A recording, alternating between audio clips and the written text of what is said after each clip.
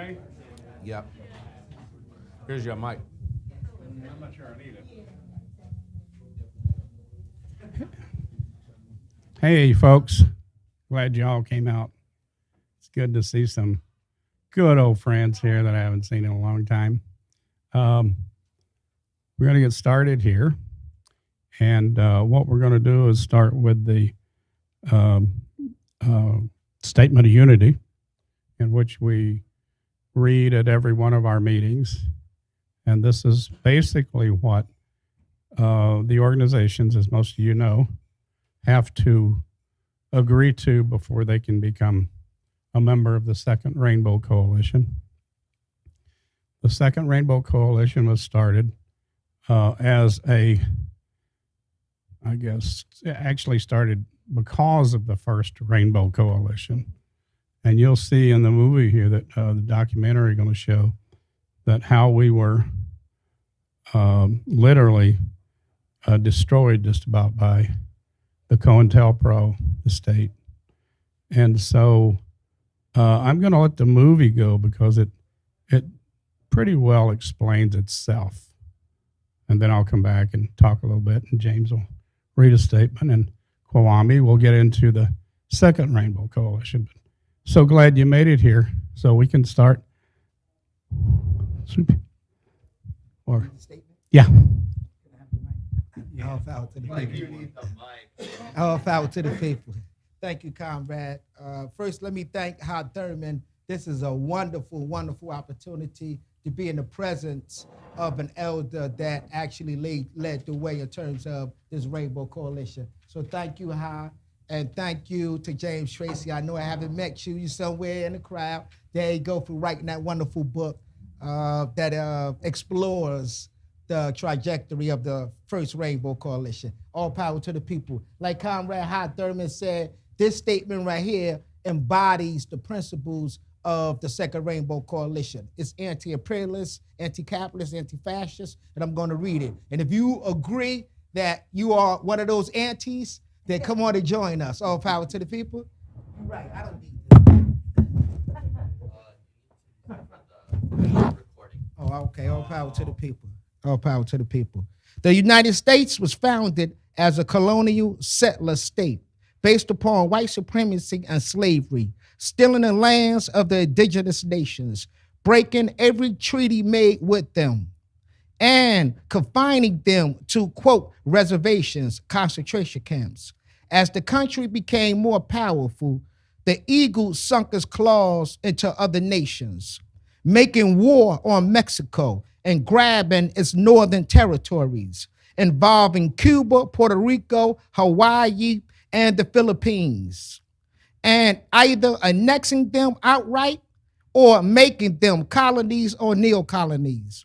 And in the 20th century, comrades, brothers and sisters, it became the major imperialist power in the world, exploiting both the people within its boundaries and those in every other country, bullying them with military interventions and robbing them of their right to self-determination.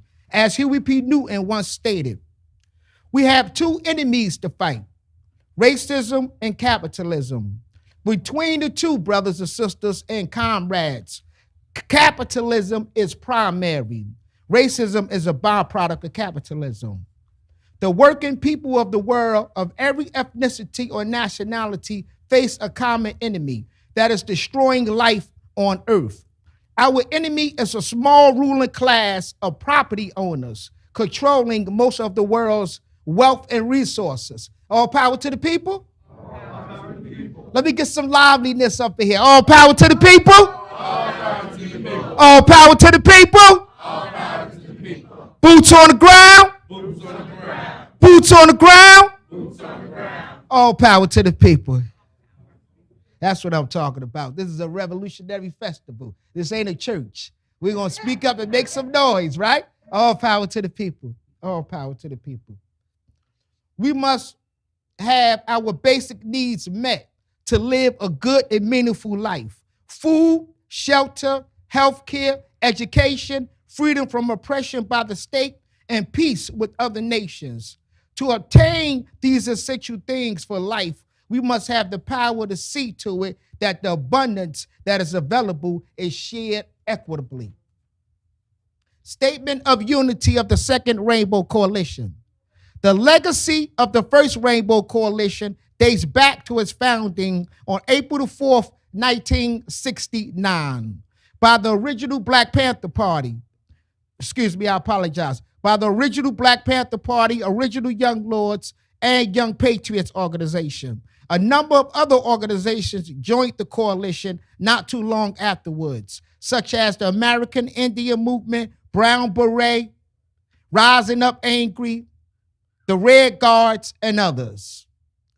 Since the founding of the United States, the masses had developed a number of popular movements that came together to fight back against the capitalist imperialist system in various ways around particular demands. Nevertheless, none had established a movement quite like the First Rainbow Coalition. This historic movement was the first of its kind that established a model of class struggle like no other. Its charismatic leader, Chairman Fred Hampton of the Illinois chapter of the original Black Panther Party, stated at the end of the day, we were not engaged in a race struggle. He said that it's a class struggle, God damn it. By uniting with the various oppressed ethnicities and masses, they were able to bridge the gap between the various ethnic communities that white supremacy had long sought to keep divided. This class solidarity equipped them with the material basis and class consciousness to see their common class condition. Therefore, the necessity to form a united front against their common class oppressor, the capitalist imperialist ruling class. The ruling class viewed this as the greatest threat to its class rule, and subsequently used the entire repressive force of the enemy state, police, courts, jails, prisons, and intelligence agencies, etc., in order to crush this emerging revolutionary socialist movement. We refounded the Rainbow Coalition on May 14, 2021, with the intent of upholding the legacy of the original Rainbow Coalition. We believe that this historic example is the model for the united front that will best serve our class liberation. By upholding the 10-point program of the original Black Panther Party, which was subsequently adopted and later expanded by the original Young Lords, Young Patriots Organization, and all other original Rainbow Coalition members, we established our programmatic unity. The 6 disciplinary rules that we uphold ties all organizations in our coalition to a common professional discipline. History has bestowed upon our generation a common class mission to fulfill. The representatives of the capitalist imperialist ruling class, represented by the Democratic Party and Republican Party, cannot liberate us. It is their class intention and interest to uphold our common class oppression. Therefore, it is only we, the oppressed masses of all ethnicities and nationalities, who must build the necessary class solidarity, class consciousness, organizational structure, and a united front that will ultimately liberate ourselves. This is what the Second Rainbow Coalition is committed to do. This is the historic mission we intend to fulfill. All power to the people. All power to the people. All power to the people. All power to the people. And I'd like to turn this back over to Comrade Hy Thurman. All power to the people. Thank you, brother. Thank you, brother. We're going to get started now with the documentary, and then we'll, get in with the rest of the program. Thanks.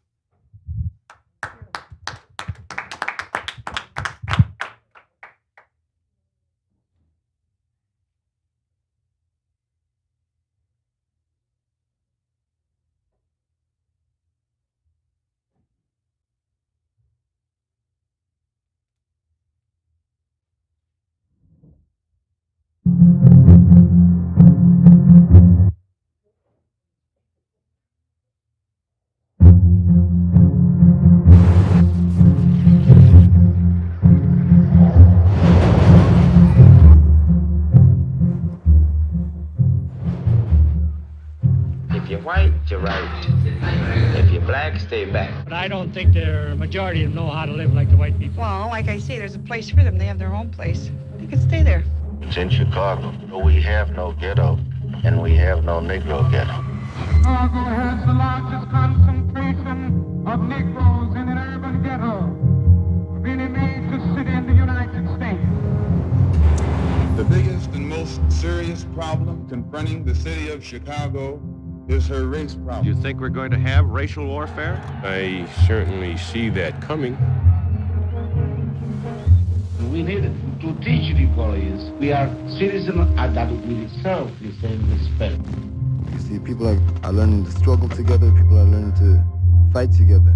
They say I'm black and I hate white people. I'm white and I hate black people. I'm Latin American and I hate hillbillies. I'm hillbilly, I hate Indians. So we fighting amongst each other. We're gonna fight racism, not racism, but we're gonna fight with solidarity.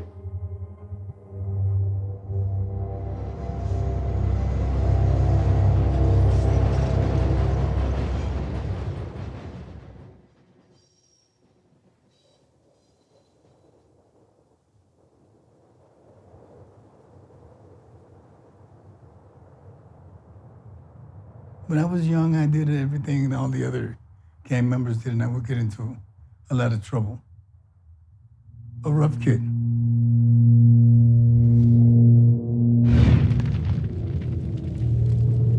I was in the House of Correction in the hole.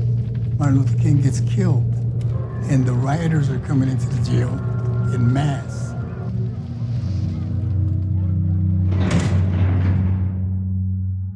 And at the same time, I'm hearing about the Black Panther Party on the loudspeaker on the radio. We're going to defend ourselves rightfully with guns and force. And I said, that's what we need to do, like the Black Panthers in the Puerto Rican community.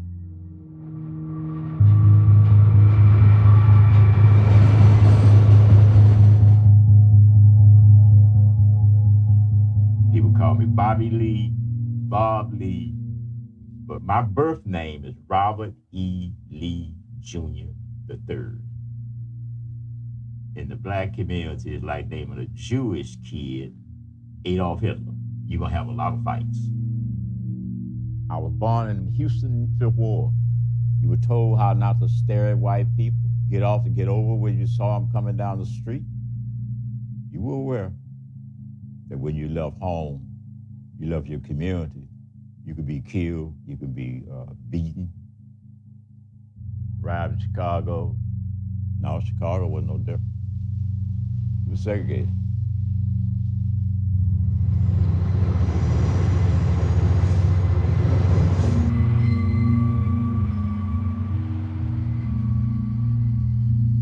I'm from a small town in Tennessee, eastern Tennessee. And people ask me why I got into the revolutionary politics, and it's because of poverty. I started to work in the field with my family when I was about 3 years old. We were very poor. We would pool our money together, and that's how we would eat in the evening. So I came when I was 17 years old, looking for a better job, better life, into the uptown community.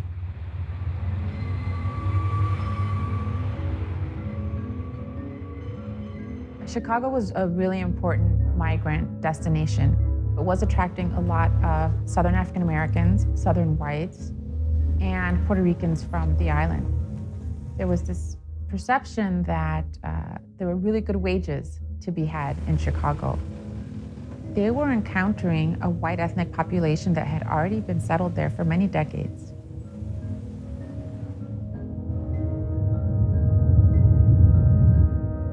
We were from Puerto Rico, and we settled on the northern part of downtown. Lincoln Park became about 40% Latino. Everybody was neighbors, everybody was family. If you were Puerto Rican and you went into an Italian or Irish neighborhood, you can get killed. So there were certain boundaries that we knew, the whole community knew, that they couldn't go there. We don't allow Puerto Ricans in this restaurant. You can't be in this beach. The Young Lords, that's how we began, fighting for our people, a nationality gang.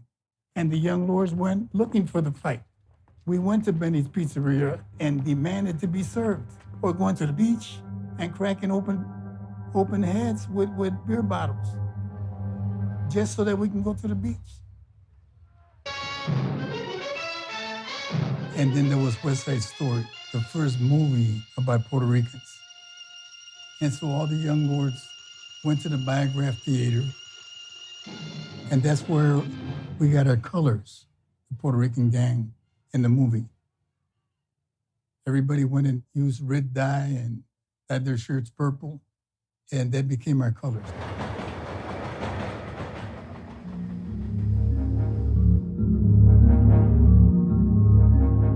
When I went to Chicago, I noticed everything was segregated. Everybody was with their own kind. You didn't go into their community, they don't come into your community. And that's the way it was in Uptown because it was Southern white.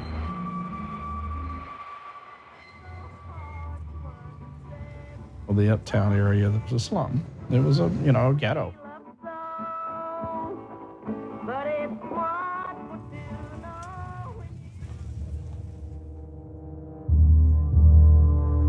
A series of articles came out classifying us as a very dangerous population. We were incestuous, we were violent, ignorant, racist. And that was the first time I had ever been called white trash, was when I came to Chicago. Initially, we had gotten together a street gang, young guys who were hustling like anybody. You could not get a job. I had to go in and literally sell blood just to survive. Students for a Democratic Society came into the community, and they formed a joint, Jobs or Income Now. They were talking about the civil rights movement. So we started getting a political ideology. Trying to help the people in the neighborhood with the landlords. It sounded better to me than what I was doing. I mean, I wasn't doing nothing. I was a kid running the street. I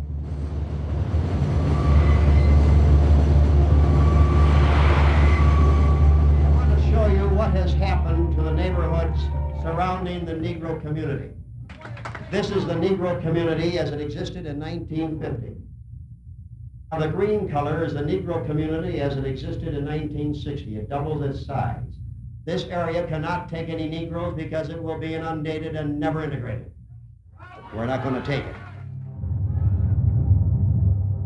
When you looked at a map that showed the south side and the west side joining in a gigantic L, that is the largest contiguous area of 90 or more % black population in the world outside of Africa. The segregation in Chicago was locked in. Mayor Daley had used virtually every instrument of government to keep it segregated. Daley, who served as mayor from 1955 to 1976, was at his peak the most powerful, the most influential urban figure in America. From the Cook County Democratic Party down to the precinct captains, it was a well-oiled machine, the Democratic political machine. Chicago was known for a long, long time as one of the most segregated cities in America.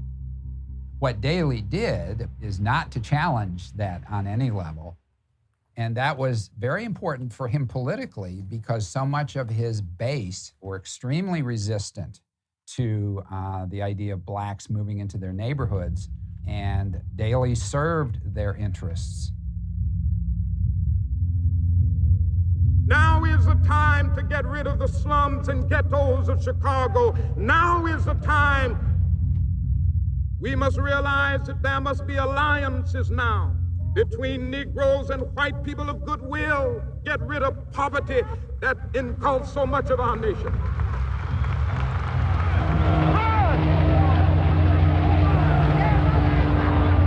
I've been in many demonstrations all across the South, but I can say that I have never seen, even in Mississippi and Alabama, mobs as hostile and as hate-filled as I've seen here in Chicago. You feel you're in a closed society, Dr. King, here in the southwest side of Chicago? Oh, yes. It's definitely a closed society, and we're going to make it an open society.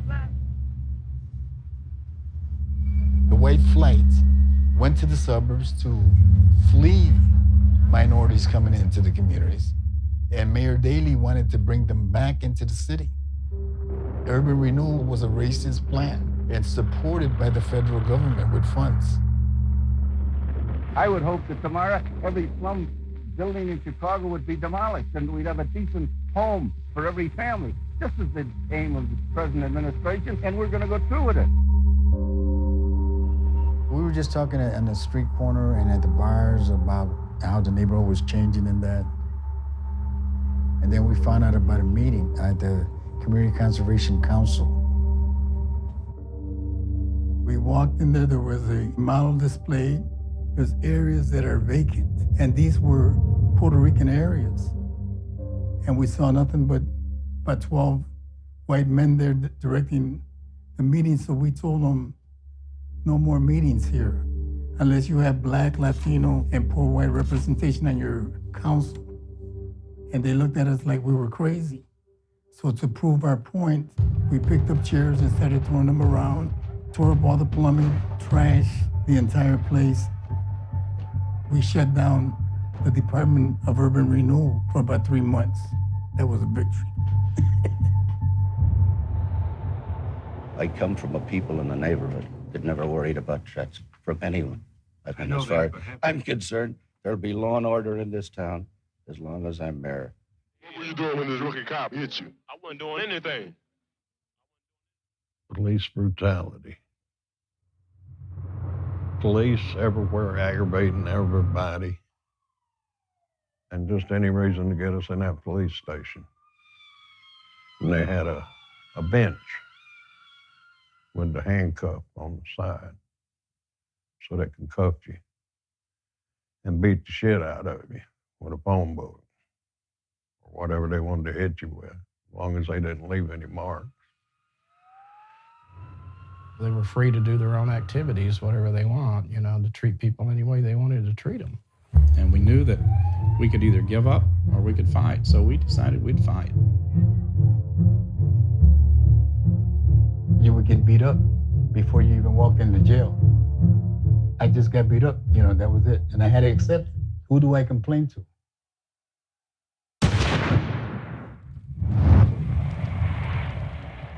When King was killed, all of us was affected. In rage, anger. Shoot to kill any arsonist or anyone with a Molotov cocktail in their hand in Chicago.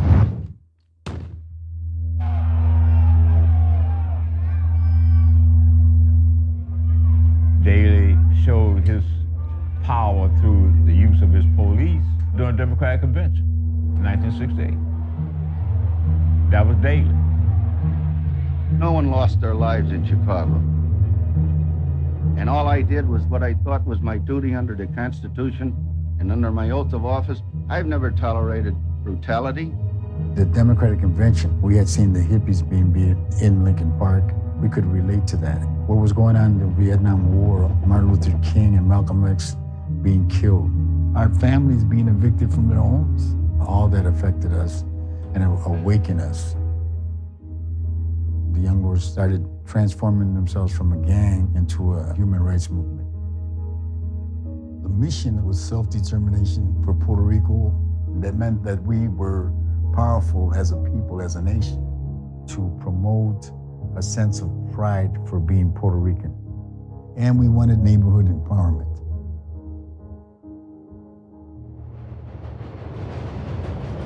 What we have to do now is pull ourselves together into a functioning group of people who can go out and rebel against that. See, one of the things that's good about the Young Patriots is they're all interested in the problems they got here. And they want to change them. We're going to be patriotic to the community, not necessarily patriotic to the system. That's our way of being patriotic. If we're going to try to help our community, then we are patriots.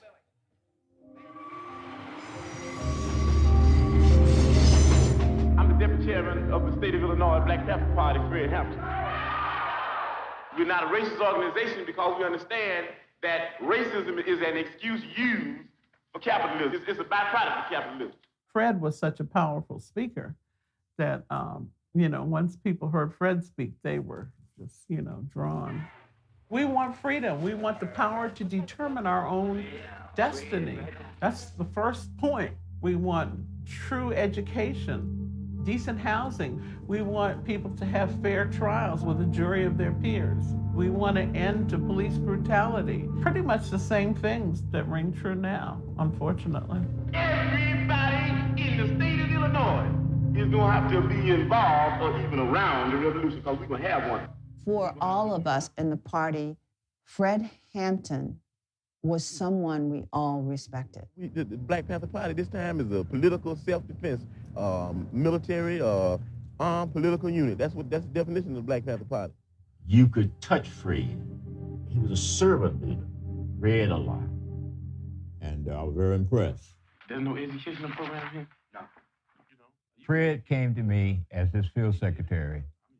He said, well, Lee, you handle the north side.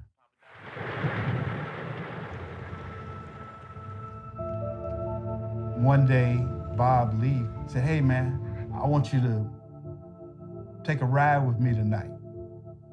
We got to go to this place called Uptown. I need you to be my security man.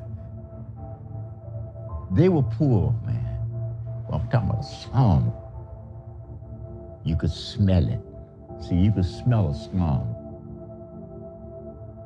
We all went to this community meeting with the Join organization. Panthers are here. Panthers are here. For Uptown. Okay. We come here with our hearts open. You cats supervise us where we can be of help to you. What do you want in your community? What do you want here?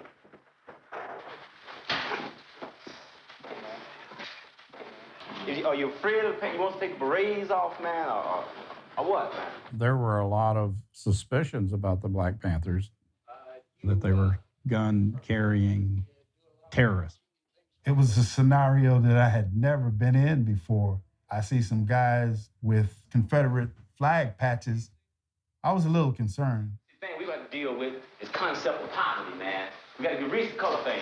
See, the building's not fit for dogs to live in, but humans having to pay $144 a month for the thing. They sell the building, to new ownership. What we need is understanding among the people, coalition between the people to stick together and take them owners and put them over here in the lake somewhere. Right on. Once you realize, man, that your house is funky with rats and roaches, same way a black dude's house is, once you realize that your brother's have been brutalized by the cops, the same way the west side and south side is, once you realize that you are paying taxes for the cops to whoop your ass. You're paying them. And you're paying them to kill you. You deal from there. The same things happen on the south Bob side. Lee turned out to be quite an organizer. And he says, yeah, my name is Bobby Lee, but my real name is Robert E. Lee. And we all laughed. He said, you got to be kidding me. Who's here that want to see this thing move? Right on. But the first thing we talk about now is how we're going to organize. Where are we going to organize? And, we're all going to get run out of here eventually. That was a good meeting. It was. It got everybody riled up. It was a good start to coalition. We worked very, very hard in the Uptown community. It was 2 weeks. We went there every day, every night.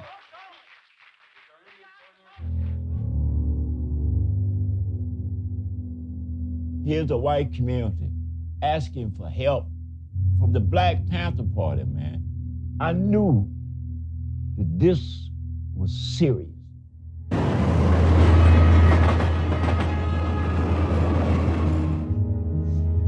We went to the 18th District Police Station as a community. We locked the doors, we pushed them to the side, and we spoke.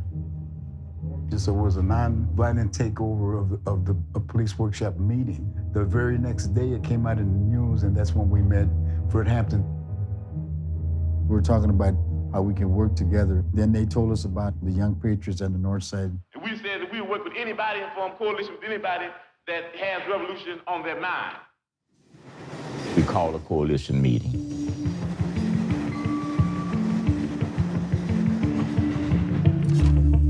To bring them all together.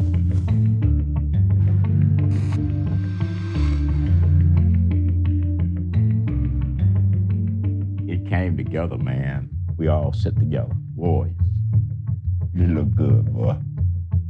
This here is the Rainbow Coalition button, and there's white, brown, yellow, red, and black. Didn't matter what color you wore this with pride. The Rainbow Coalition was about uniting communities so that we can make revolutionary change. Our communities were all struggling for the same cause. In unity, there was force. Urban Southern whites with Puerto Ricans and blacks. I don't think there had ever been anything that substantial in any urban environment. What was going on in your neighborhood? The same thing was going on in my neighborhood, you know? And how are you going to change that? You ain't going to change it by hating the people in the other neighborhood. But the fastest way to change that was for those neighborhoods to come together. Housing issues, police brutality, just being fed up. That's what we could all agree on. The Panther Party in Chicago, they're not only organizing the young lords, they're creating coalitions with another vanguard revolutionary group called the Young Patriots.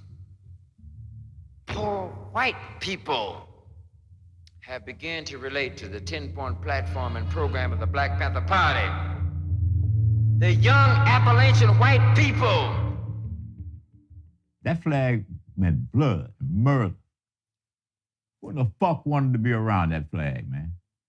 Let's be realistic now. I just want to deal with blacks and black liberation. Everybody gets uptight when a few hunkies get their heads beat. What did they do when we was getting our heads beat? So you got some panelists couldn't handle it, man. They couldn't handle it. They left. We always had the flag. We were brought up with the Confederate flag. We were trying to confront people on their racism. You know, wear the flag with the Black Power or Free Huey, and it would spark up conversations. The contradiction makes people think. Fred Hampton understood what we were trying to do, and therefore he welcomed it into the Rainbow Coalition and allowed us to even go to rallies wearing that flag. If you're going to organize with folks, you first respect their top value. We started going around with him. He took us under his wing and basically helped us, guided us. We say to Pig, Daly, Hammerhead, Hannaran, Pig Collins, and the rest, no more brothers will be taken from us without cause. Class consciousness cuts across all kinds of strata. For poor white people to be working with poor black people was unheard of. Black people and white poor people and red poor people and Puerto Rican poor people and Latin American Puerto Rican people of poor people of all descents. They had them caught up in movements based on racism when the Black Panther Party stood up and said that we don't care what anybody says. We're going to fight racism, not with racism, but we're going to fight with solidarity. This was during the peak of the Black Power era. The revolutionary struggle that we were envisioning was to eliminate racism. And in order to eliminate racism, you couldn't practice racism. We came together as true brothers and sisters to stand up together. The motto of the Black Panther Party was all power to all the people. Not all power to some of the people, all the people. Come on in, little sister. Y'all can sit down. Children were going to school hungry, and there were no federal programs for that. And the Black Panther Party was the first group I saw that was talking about taking control of your own destiny. Instead of just asking people for something, it was like, okay, if our kids are starving, then let's give them breakfast. We got the free breakfast program. They showed us the importance of programs. We set up a free breakfast for children program, a free health clinic and dental clinic, a free clothing program, a food pantry. Something that the government, Mayor Daley, was not doing. We got like the free health clinic. We started working with the coalition and were able to get resources from that to set up a free health clinic. We're feeding 3,000 to 4,000 every week already, and I don't know how many all around the country. We're out there every day and educating. People learn by example. I don't think anybody has an argument with that. And I think the Black Panther Party is doing that. It was not a disciplined organization, but more of a symbolic mass movement that was trying to bring in more and more people into the coalition. The idea of the Rainbow Coalition made a lot of sense to us, and we promoted that. We taught about Fred Hampton a lot. These experiments were happening all over the country. In Chicago, there was another organization called Rising Up Angry. They organized all over Chicago. And there were Rainbow Coalition, small r and small c Rainbow Coalitions all over the place that included groups like the American Indian Movement, like the Brown Berets. As we worked together, we thought, well, we're really a lot stronger if we do this together. And it made us think that if we really want to change society, we all had to come together and support each other's struggles. It just felt natural that you would struggle with other people who have been marginalized and who have been held down and who have been oppressed. Whether you're from the South, North, East, or West, or whether you're a Negro, hillbilly, or a Yankee, we're going to stand here and fight together. Mr. Daley can take his money and his machine, his uptown can take his money and his machine and go straight to H.E. you know where with it. There's been trouble, and there's going to be more trouble. We're going to continue to have more trouble. You see, people are learning to struggle together. People are learning to fight together. And I don't think that's trouble, you know. I think that's self-defense, you know. I think we're defending ourselves, you know. I think the trouble has already come when urban removal came to this neighborhood. The Black Panther, we're going to run this black community. We're not going to compromise. There was this sense of solidarity internationally. These are communities who are struggling for very much of the same goals into oppression. That we were connected to the world and uniting with all these struggles. That was the beauty of it. The world was on fire and we were part of that flame.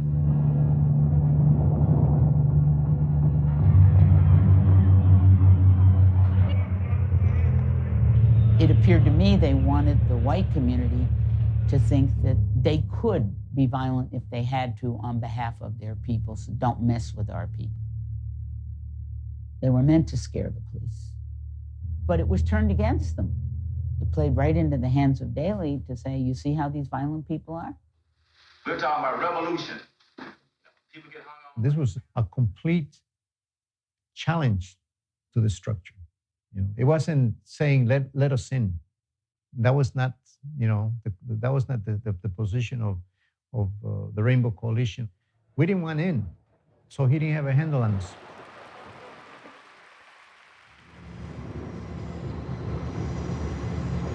Every meeting that's been held in Thresholds Hall has been observed by the Red Squad and photographed because I've watched it. I want to know what the purpose of this is. The Red Squad? They take your pictures just as these people are taking my picture here. The Red Squad. Their purpose was to identify and observe and even arrest people that were considered to be communist or socialist or on the red side. They tried to discredit us. You know, these guys are criminals, they're being arrested. So that's the image that people would get in the community.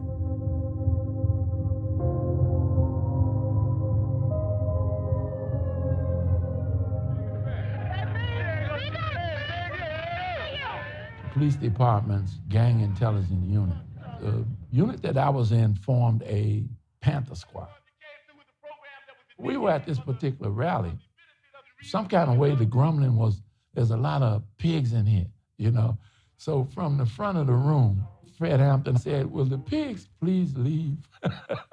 So about 6 people got up and we all kind of eyeballed each other. We were in there scattered out. Then we started to talk amongst ourselves what this mindset was and how threatening was it really to just everyday police work. And it wasn't.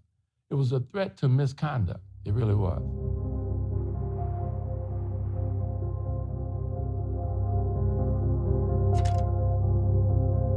Counterintelligence program. It was spying on groups to disrupt forces that we found objectionable.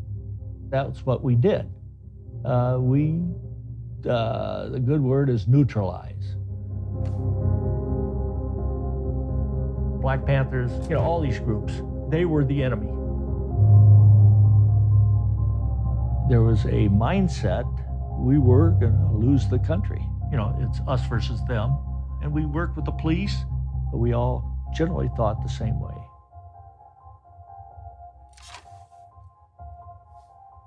There's been a glorification of this gang structure, and that's why it's so serious today. Here's the state's attorney. What about that? Rand was very tight with Mayor Daley. He was one of his cronies. He wanted to destroy us. He declared a war on gangs. They are brutalizing their own neighbors. They were not criminals, even though the Chicago Police Department lumped them together with street gangs. It allowed the police department to chase them as if they were gang members. Reverend Johnson has made an offer about the first. Reverend Bruce Johnson was the pastor of the church that became the headquarters of the Young Lords. We do not consider it a youth gang. We consider it a viable community organization. We began working immediately with the church. We're already begun taking in applications for the Children's Center. Now the city of Chicago began attacking the Reverend like they were attacking the Young Lords. And they began fining him $200 a day every day that the Young Lords remained at the church. All we wanted was to get some help for our community. In the gang intelligence unit, our unit, this is all gang crime stuff. They went in where the people were doing breakfast programs, busted eggs out of the refrigerator on the walls. They poured flour and bust eggs in the flour. They unnecessarily set back something that was a legitimate breakfast program. But that dry run, they were so frustrated because of who they were looking for was not there that day. And that was the day I decided that I didn't want to be in that unit anymore. The reason why we haven't been able to open a daycare center is because the city has found ridiculous violations in the buildings, such as the floor is too low, the ceiling is too high. They knew that we were going to begin to get a lot more support from the community. And the only way that they could stop us was by using bureaucracy. I think that they should also look around in some of those apartments where the children will have to stay, where they are getting lead poisoning, and not in a church where we are trying to take care of them. It turned out to be a very powerful coalition. It was kind of making them look bad. We hear constantly the attack on the establishment as though it is some invisible force that does nothing good for the community and for the country. I have no apology to make to anyone for our country. To a great extent, I think Daley was simply unable to understand a lot of the societal changes at that time. Perplexed, frustrated, he fell back on repression.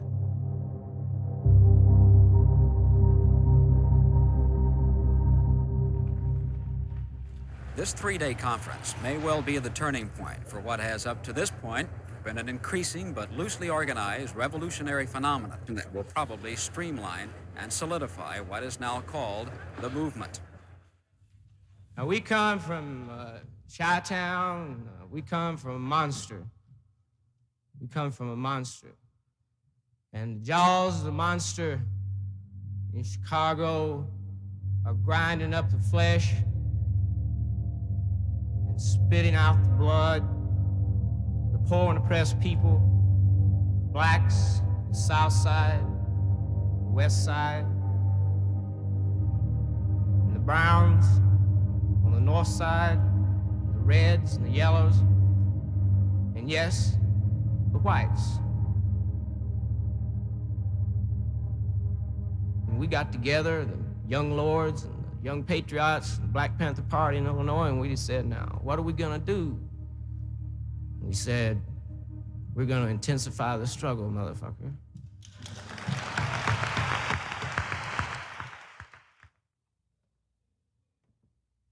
I was in the hole in double lock, which is where they usually put me into the jail. The warden of the jail came and he took me to his apartment and he put the TV on. This being the first Sunday since the Reverend and Mrs. Bruce Johnson were murdered. He was stabbed 17 times and his wife 9 times. Because he wanted to work with the Young Lords. I believe that's why he was killed.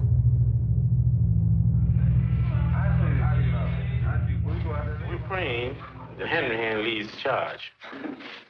Before a raid, the police would hit the field, start arresting people. Your postman's face would change. You knew they were coming. I would be lying if I said that we wasn't afraid. Fine, man, but I just wish they would come tonight. Yeah, well, I want them to come. I mean, man, what was that? We had 2 attacks on officers. It wasn't raid at this time. We were attacked, man. You can look at the windows, man. Was there a fire in the... They set a fire after they got through. November, Spurgeon Jake Winters got into a shootout on the south side with police, and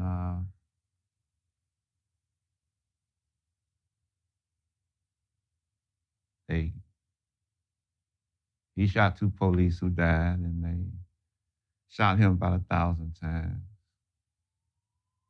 So when you have those type of dilemmas going on, it's difficult to have not only an organization, but a coalition. You know. The police were harder on us when we were political and we were in a gang. If we were in a gang, we would be picked up on a Friday, released Monday. When we were political, they were talking about life in jail. I think that the issue here is that judges and the state's attorney have been working with the GIU and everyone else to try to suppress the Young Lords Organization, who are trying to speak out. You know, we're a poor organization. I had 18 charges on me. They were all felonies. For mob action and other demonstrations, basically lived at the courthouse. And so did Chairman Fred Hampton and some of the other leadership. That's why they want to get rid of me, because I'm saying something that might wake up some other exploited people and some other oppressed people. And if all these people ever get together, then these pigs that are exploiting us, we'll be able to run them into the lake. That's why they want to get rid of us.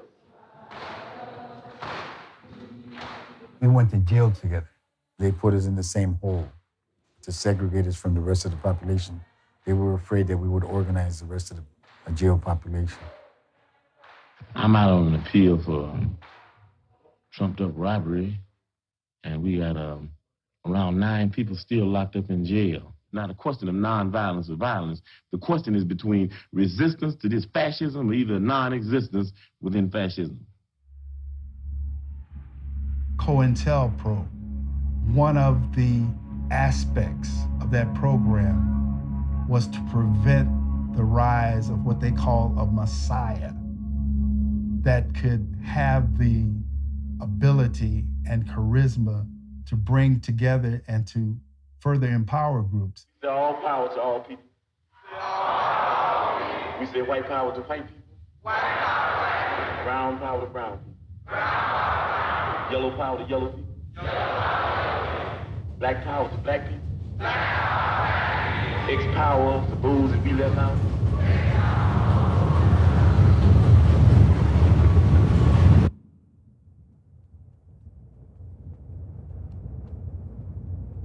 The 20-year-old chairman of the Illinois Black Panther Party, Fred Hampton, was shot and killed in a pre-dawn shootout with state's attorney's police in his West Side apartment.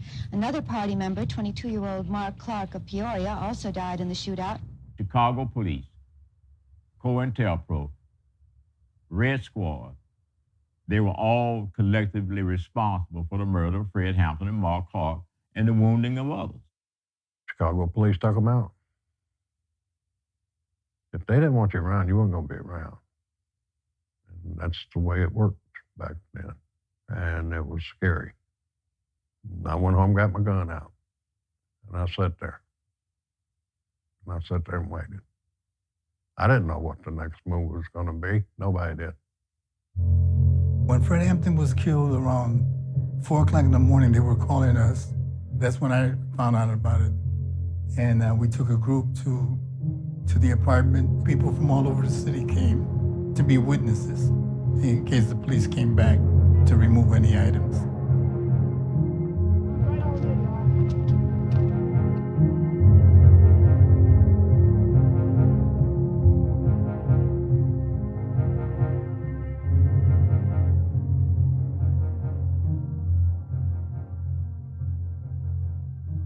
Government couldn't make him and couldn't destroy him. They shot him and he multiplied. I recall Jesse Jackson speaking. I tried to not show any emotion, act like a macho. Fred, this is a good way to go. When he finished, I just couldn't hold it anymore. I just went into tears. A lot of people underestimated what the government would do to oppress a real, true poor people's movement. And what did he do? He formed coalitions. That's what he did. I am personally grieved over the death of Fred Hampton because he was a personal friend of mine. So it is that those who are symbolic of challenging America's injustice tend to have to die unless we make a real radical and revolutionary change in this society. They sprayed this wall with 30 caliber machine gun fire. They shot people who were on the bed asleep.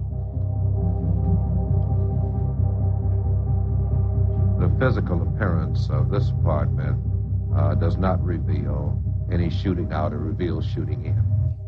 All indications to me, personally, that this was obviously a political assassination. 45. Who was there? 45. I have no idea. Who does the state's attorney get their orders from? These bumbling police officers that carried that out, I don't even think they thought they were committing a crime. I think they thought they could get away with murdering people. Witnesses who have seen the apartment say there is no evidence of bullets from the direction where the Panthers supposedly were to be. I said that after our officers announced their purpose and their station several times, they were fired upon from within the room. Hanrahan, a good Irishman like that, I'm on his side, regardless. My kind of guy, that was the thought. These are bad guys. They're after us, they're hoodlums, and they're fair game. They knew exactly what they were doing. You know, they weren't killing Fred Hampton. You know, they were killing the whole movement.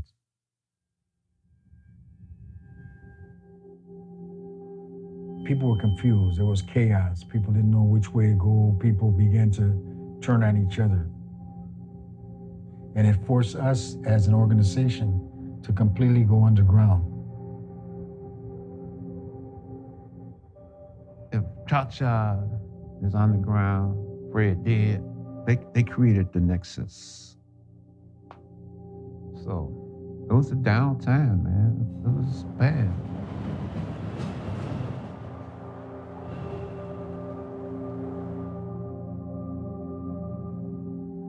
All of us had to go on our own separate ways.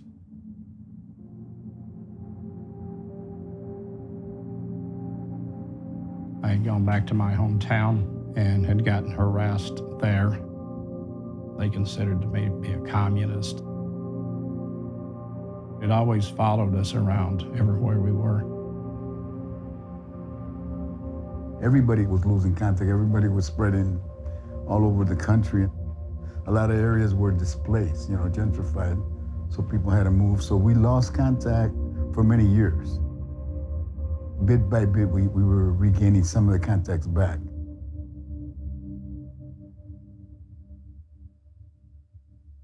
I talked to Bobby Lee. He was telling me that he just doesn't feel very good. He called me a couple of days and said he had cancer, and that he was he's not going to take any chemo, and that's fine. I knew I had to come, here. How you doing, Mr. Panther? Hey, brother. Peace to you, man. Yeah, you too. Man, it's good to see you. Who would dream that you and I be together? Yeah, I don't know. You know, it's shot coming behind. Rainbow Coalition Part 2. Mr. Robert E. Lee, sir.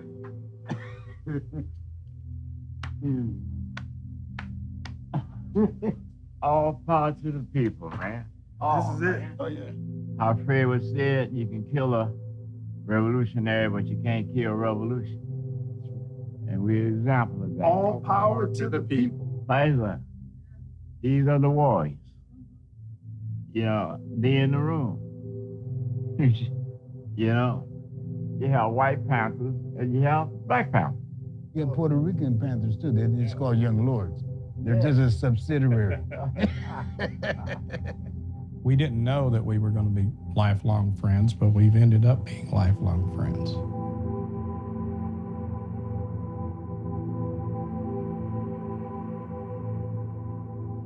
We're leaving pretty soon. I just want to know, what do you want me and other people to remember? Just keep serving the people, man. If it's just 3 or 4 hours a day, you do something. Like my mom would say, save your own soul. Do something for life. And that's pretty much how simple it is, man. He didn't really see skin color. He saw more of the people inside, the power that people could have to unite and to love each other. And that's what he wanted.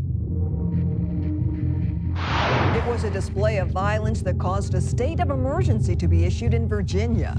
Now, the same white nationalist group plans to hold 2 rallies right here in Middle Tennessee. Must be the area that they're coming from over here. I think that's the checkpoint of the Nazis and the white supremacists up there. We start the deportation. Now we start the deportation. What democracy looks like. This is what democracy looks like. Tell me what diversity looks like. This is what. Young Patriots in Chicago had discontinued the use of the Confederate flag. We got into the Rainbow Coalition. We had to take a completely different look at the meaning of that flag. After a point, we thought there's no use for that flag here anymore. What that flag really stands for is hate.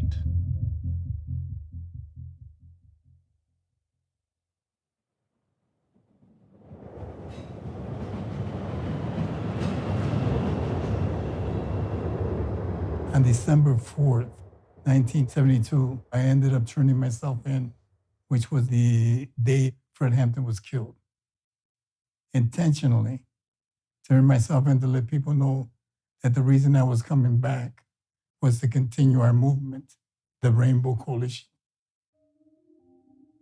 We didn't think that elections were going to give us revolution, but we saw it as a tool to continue the struggle. My campaign for alderman was used as an organizing vehicle for change. We did voter registration drives. That was the first time that many Latinos were voting.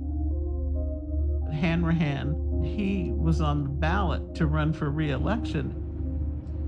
Members of the Rainbow Coalition circulated petitions asking for people to make a commitment of conscience to remember that he had been behind the murder of Fred Hampton and Mark Clark. The entire black community revolted and voted for a Republican state's attorney. There's nothing I hate worse than defeat, Bob, but you can't roll over and cry. That began a fracturing of the grip that the machine held on the community. It was the last of the big city machines to be cracked in any way. When the curtain comes down, and it's bound to someday, I'll just say I did the best I could.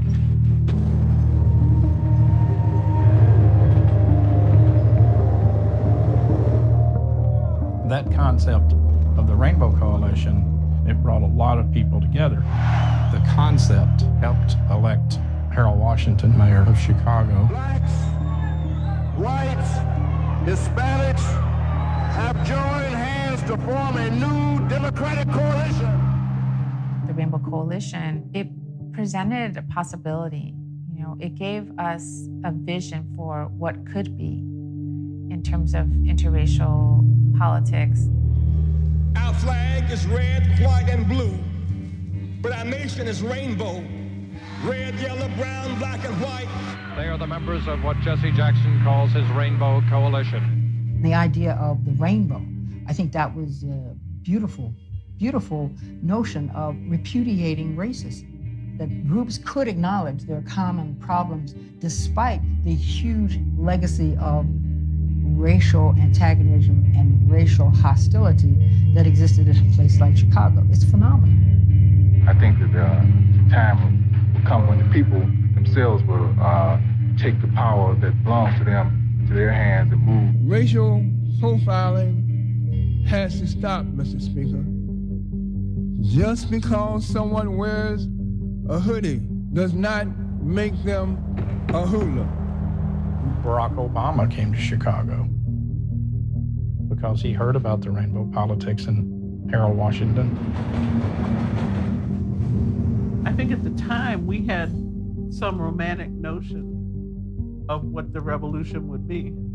Clearly that didn't happen, but that doesn't mean that we didn't revolutionize society. It's still in the psychic memory of people in Chicago. We still have the hope that we can come back together and fight to change things. They didn't beat us. I don't want nobody to think that. They didn't beat us. We did what we set out to do.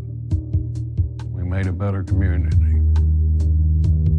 The Rainbow Coalition gave voice to the voiceless, and their activism demonstrated that ordinary people can change society through collective action. Today, many of the cities are facing the same issues of housing, of police brutality, of poor health care.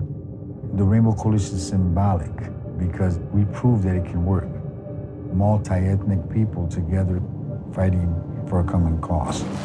You are listening to WLPN-LP Chicago, 105.5 FM. You know, the whole concept of coalition politics is what propelled us to another level of consciousness. Fred was saying, we didn't start the movement, we're not going to finish it, we're part of a protracted struggle that's going to continue That's on. still going on. And so we need to re-energize ourselves and continue to struggle and go forward. Right on. Bobby Lee, before he passed away, he told me, if you don't know where to start organizing, you walk to your front door and you look in front of you, you look behind you, you look to the left, you look to the right, and then you pick a direction.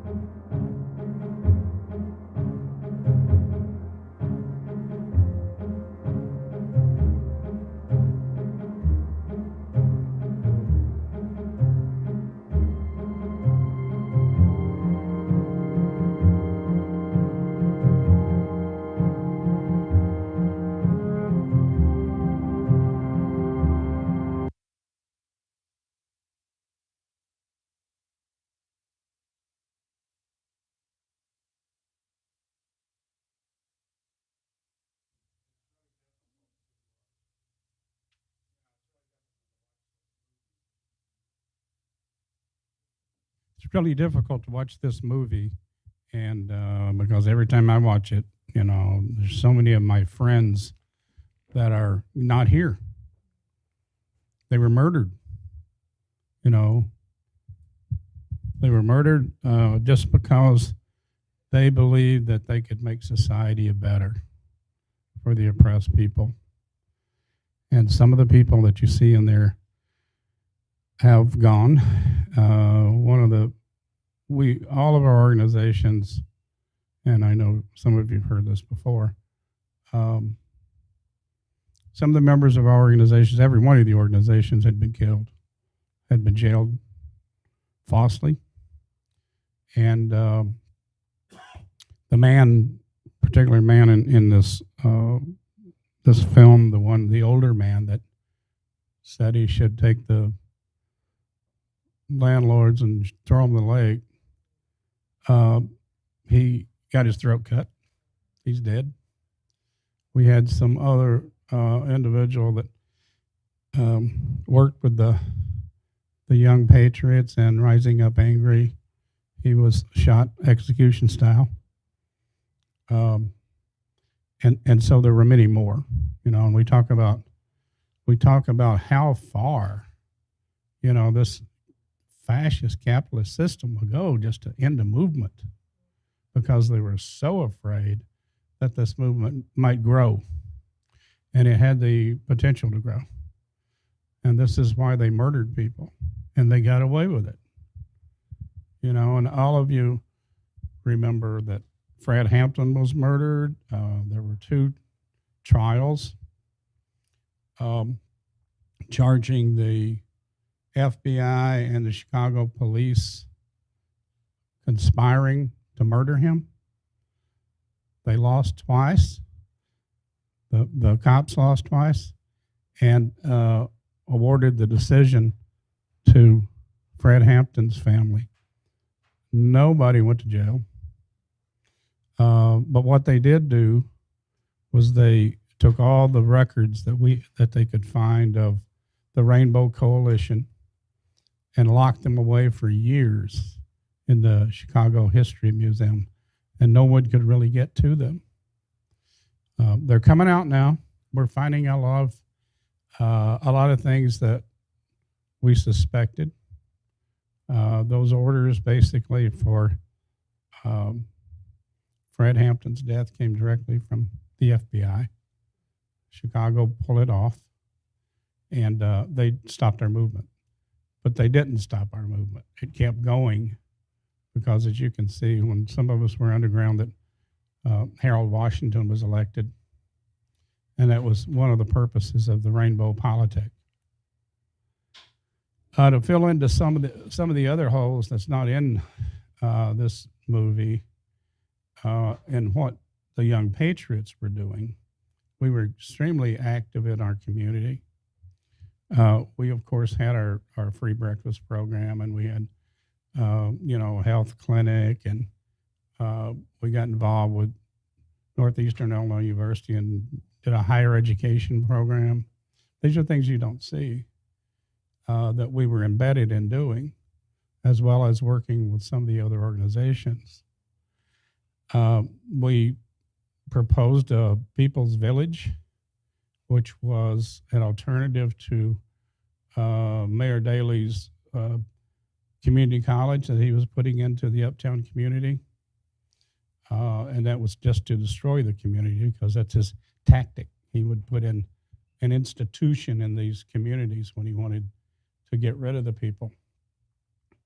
We got together and made what was called the People's Proposal. And we proposed a village. We had architects to draw it up, to do models of it. We would, of course, have our own health clinic. We'd have our own employment agency. We'd have our own continuing breakfast programs. We'd have a school within the area. We would demand that the police come from the community. And the houses that could be reconditioned, you might say, we would, recondition them. The ones that couldn't be could be torn down and others be built. We also had a hotel where new people coming in could live until we found them a job, because none of those services were available to us. We'd have our own, because I had gone to a hospital emergency room because I'd broken my hand, and I didn't have any insurance, so they just wrapped it up and sent me out the door. 2 days later, cops showed up and wanted to know which gang fight I was in. You know, the hospitals were working with the cops. You know, so everywhere we went, we were, you know, they were after us and harassing us. And so the other problem we faced that we fought against was arson for hire. We had people burning down the buildings with people in it because these landlords and others would come in and buy up a building, torch it, get the insurance off of it, tear the building down, sell all the land back to the city again at a large profit. And I think the estimate was about 28 people that died in these fires. Then again, nobody went to jail, including firemen that were photographed burning down buildings. So they were in cahoots too. Every time we would try to, you know, do something, they were around us all the time. The other problem was the cops. The pigs were after us all the time. They had an apartment where they would take women for sex. I was out riding one time with two of the other Young Patriots and a female Young Patriot, and the cops pulled us over and said, wanted the driver to come back to his car, and they held up some pills, said, we're going to charge you with narcotics if we can't fuck the girl. You know, so they were in every neighborhood like that, any poor neighborhood. That's what we were fighting against. You know, of course, none of that would ever come out in the newspaper because Daily controlled the newspapers. You know, and so I just wanted to fill in, you know, some of the things that's not in this. It's skimmed over, but this is really what we were fighting against all the time. You know, I've been beaten. My other friends have been beaten, shot, killed, but it was just the way it was then. It's as Bobby McGinnis said, if they wanted you dead, you know, you're dead. And they had carte blanche to do it. You know, so that's why we fought. We fought for the community. We fought for the families and the kids that were in the community, although we were young. You know, when this was made, I was 19 years old. So we did what we could, and we couldn't find another organization that we could really trust or look up to other than the Black Panther Party. They had the kind of programs that worked. You know, we didn't know if they would work with us. We, you know, being from the South, I remember talking to Fred Hampton and asking him, why on earth would you accept me into this coalition? You know, my people have raped your women. They've sold you into slavery. You know, they've separated families and did all kinds of horrible things. Why me? I mean, I'm a hillbilly from the South. And he said, well, you know, we know that he said, I know you're a racist. He said, but I know that you're trying not to be a racist. And because of what you've done in the past, that no other group has really done.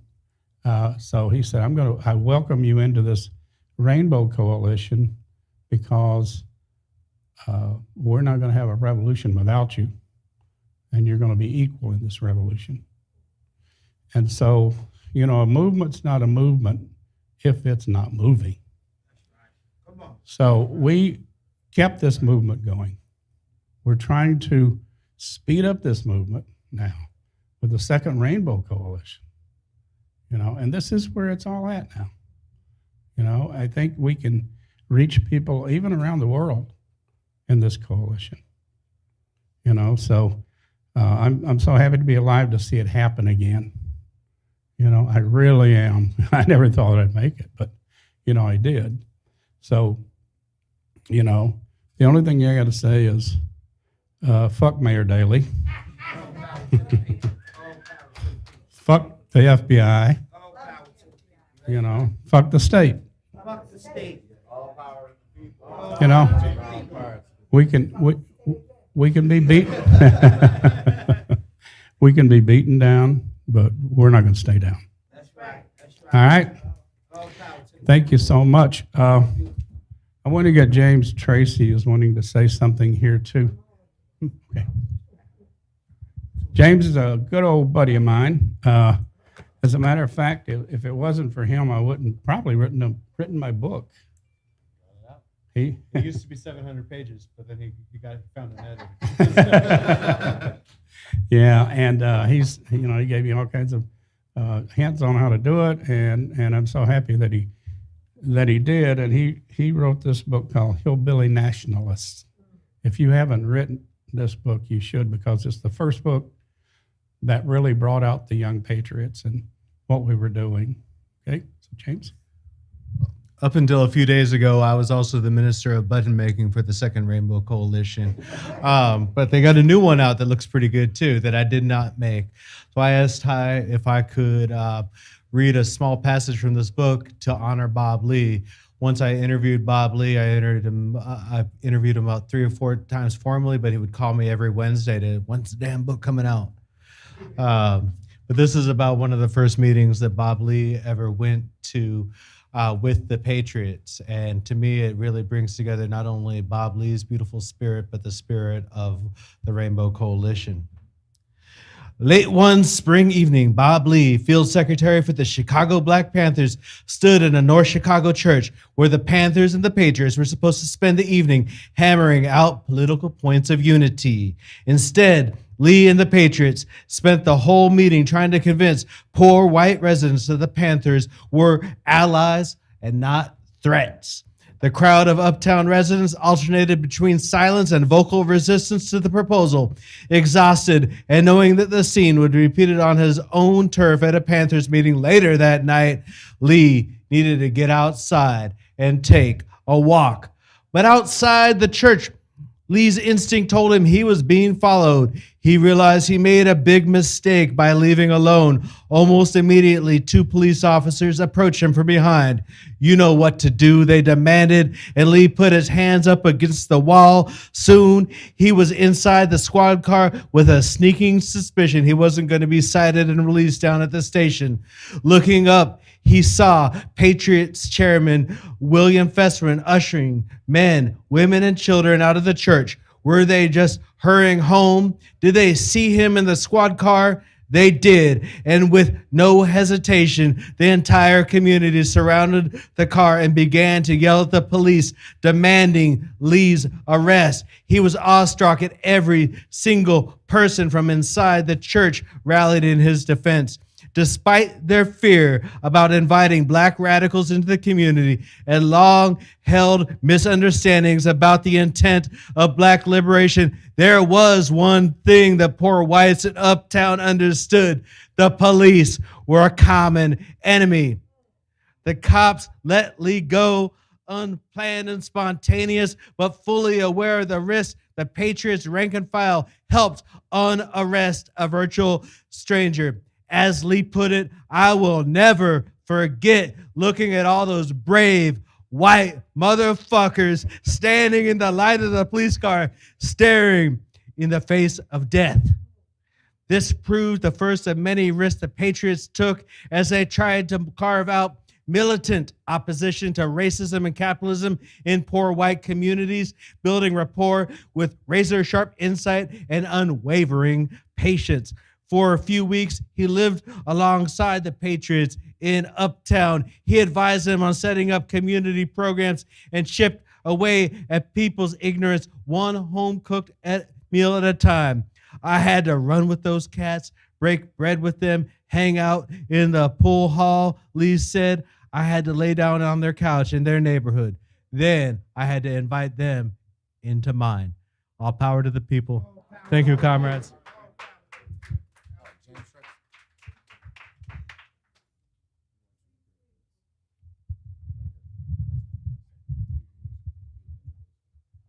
Yeah, I want to introduce a real good friend of mine that we've become real brothers here. Kwame and I have been traveling around promoting our books, but the book is only a part of the program. We call it a Unity book tour. And we want to do is bring, do something to get people together, to get groups together, so they can begin to work together, work out any differences, and just make the movement stronger. And that's the Second Rainbow Coalition. And I know, preaching to the choir here with all you folks, it's just, it's wonderful to see you here. But we got to keep fighting, and that's what Kwame is doing. We also went to the West Coast.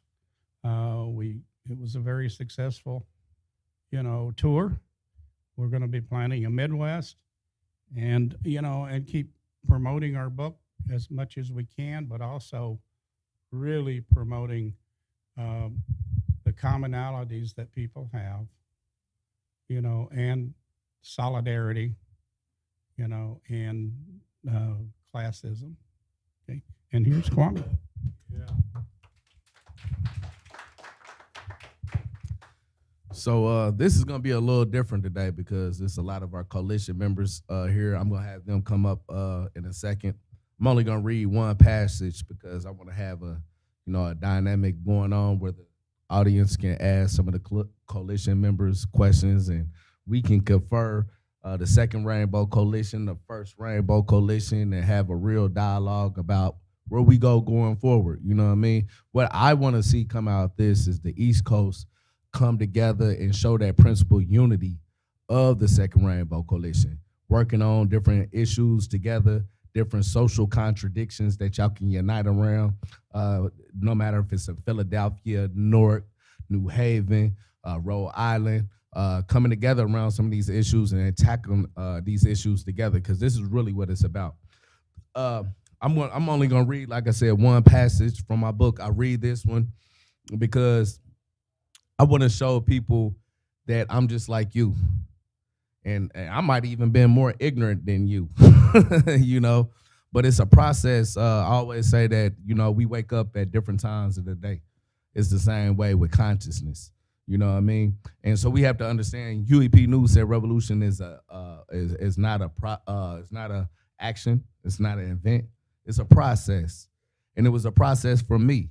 You know what I mean? And I feel like I wouldn't have been able to see the potential in myself if I did take the time to see that process through.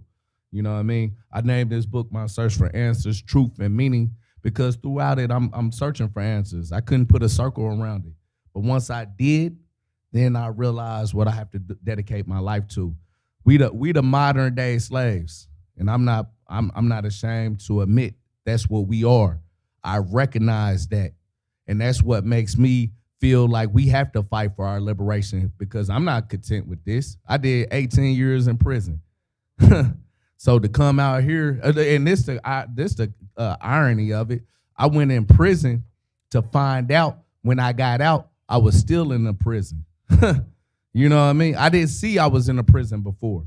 I used the movie The Matrix, you know what I mean? Because a lot of us, we plugged in. We don't even, we got to plug in with the phone right here, most of us, you know what I mean? We plugged in with drugs. We plugged in alcohol abuse. We have so many distractions, but we don't realize like these are distractions to keep us from recognizing what this material matrix is about, of capitalism, imperialism, of neo-colonialism, of how this system is a global system, you know what I mean, of oppression.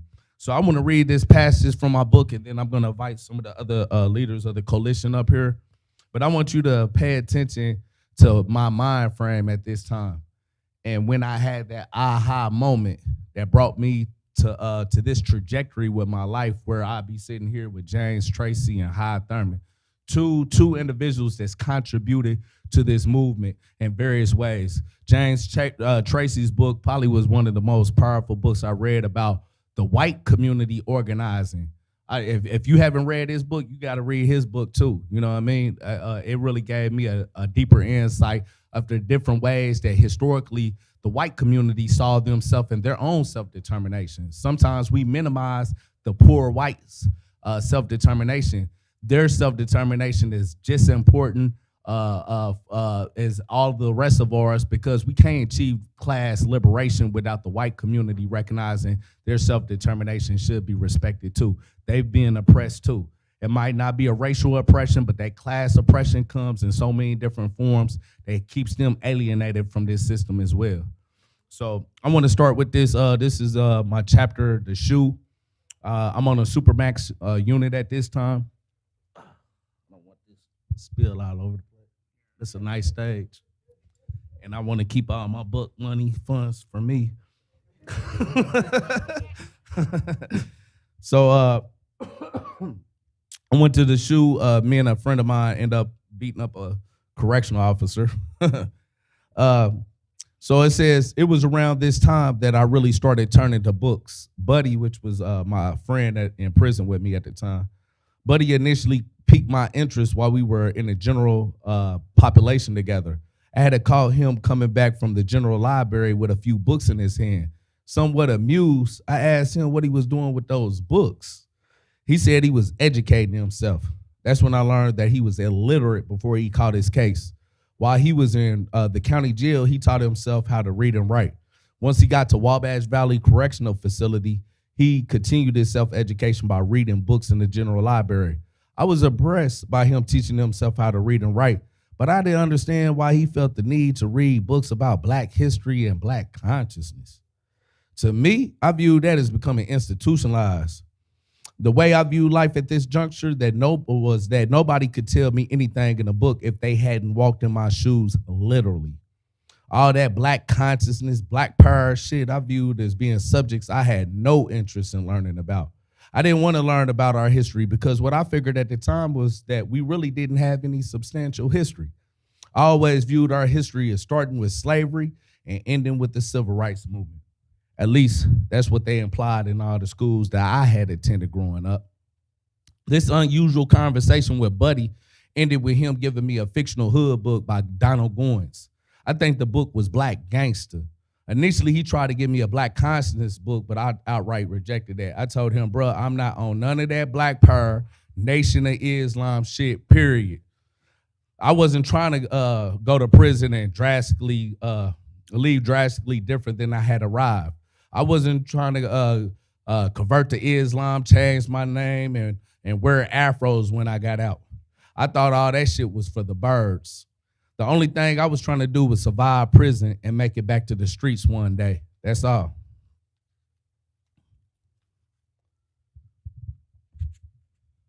After I read that Donald Goines book, I developed a thirst for hood books. When I brought that first book back to Buddy and asked for another one, he offered me another Black consciousness book to read. And like the first one, he offered me of those genres of books. I told him I was good and that wasn't my cup of tea today, tomorrow, or the next century.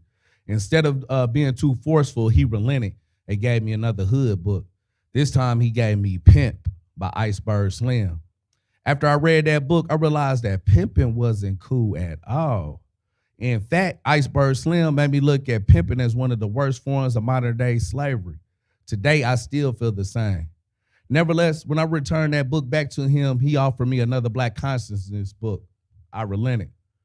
He told me, since I liked all the other books he had given me, why not give this Black consciousness book he was offering me a chance too?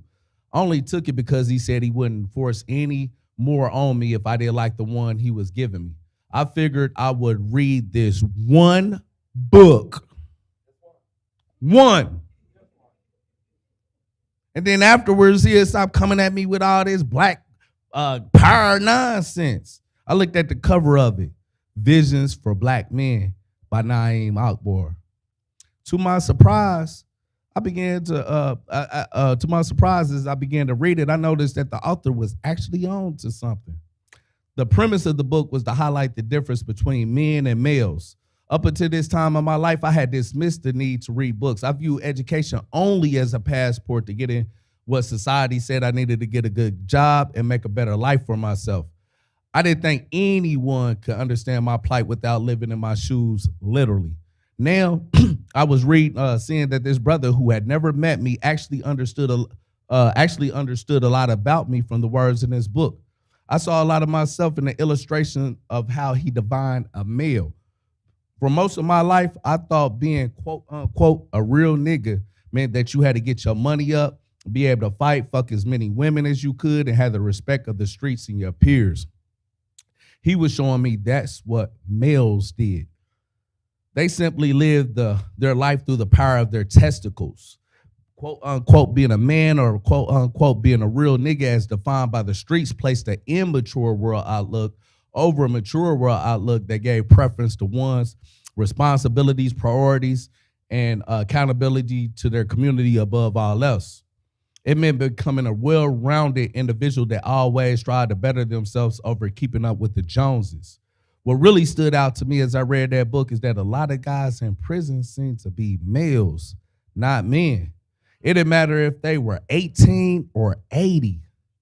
Some of them still had a male mentality and not a true mentality of a well-grounded man.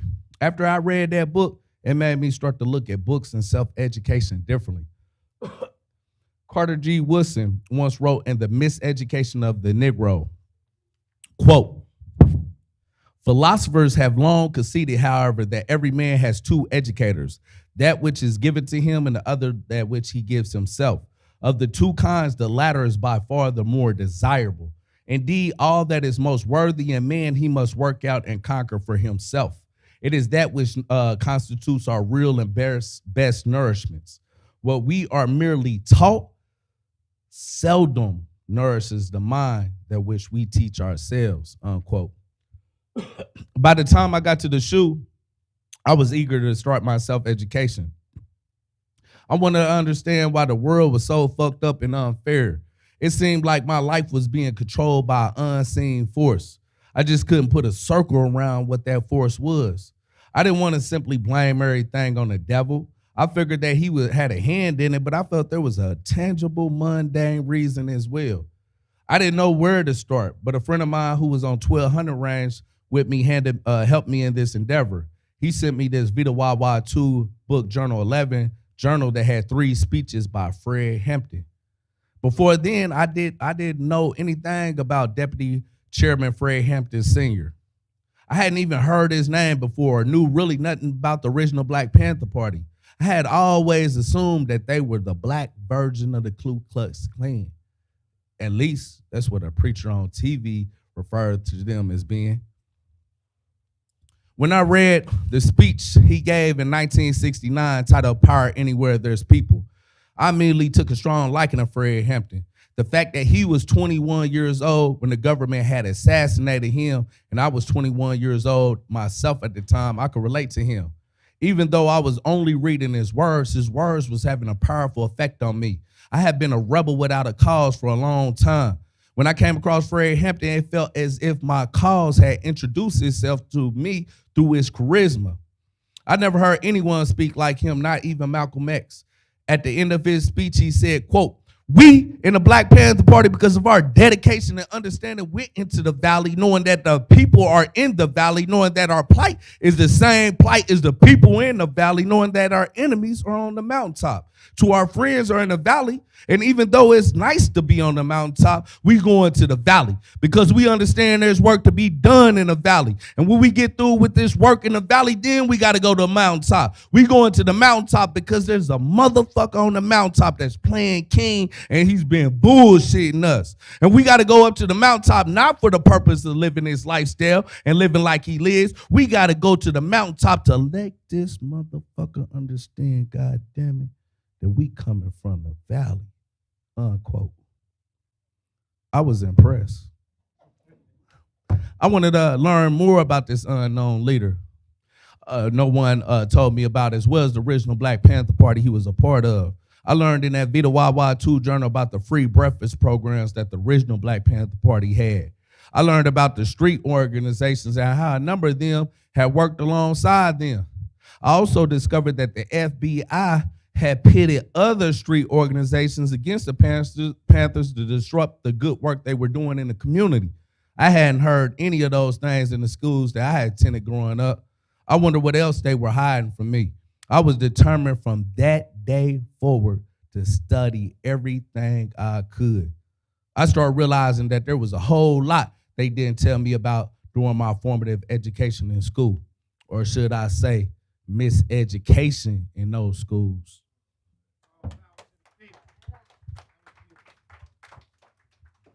So that story right there shows that, you know, even the most outcast elements in our society can find redemption, you know, and it's when we start to recognize that we have to become informed.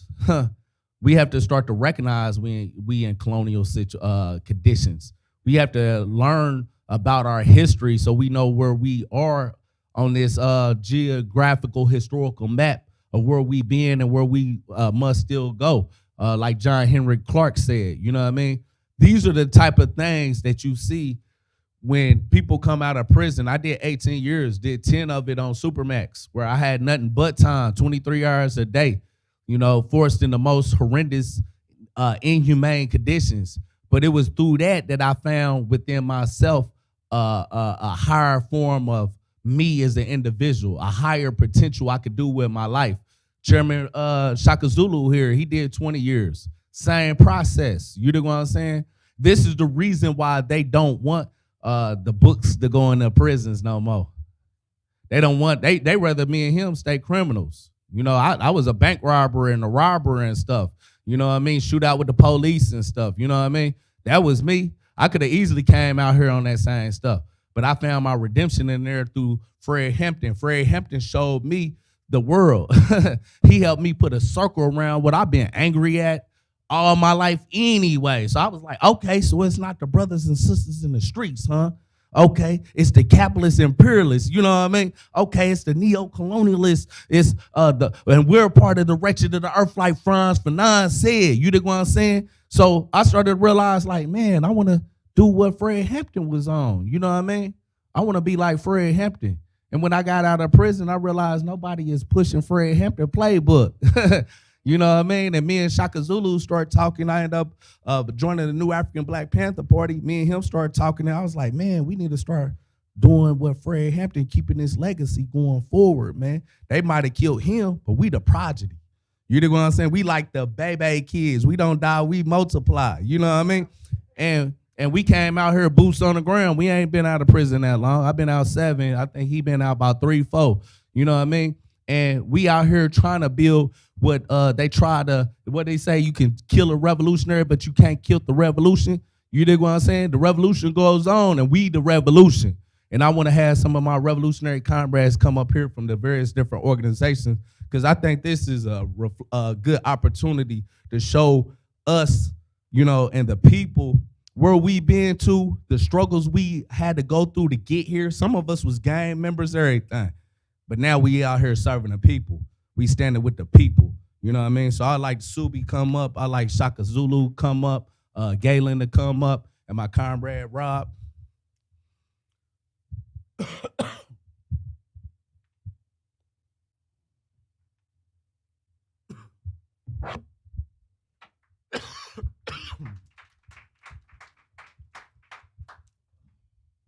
So this is for the organizations, out of the 10 organizations of the Second Rainbow Coalition. You have Chairman Shaka Zulu, the chairman of the new Afrikan Black Panther Party. We got Subi Toro, the chairman of the Young Lords. We just say Young Lords now because they passed the torch on him, Cha-Cha himself. You know what I mean? Then we got my comrade Galen Tyler with the Poor People's Army. He's one of the leaders with them, with Sherry Hunkala. And then we have my comrade Rob Quarters. He's the Minister of Education with the White Panther Party under Chairman Jake Hansberry's leadership. Give all of them a round of applause real quick.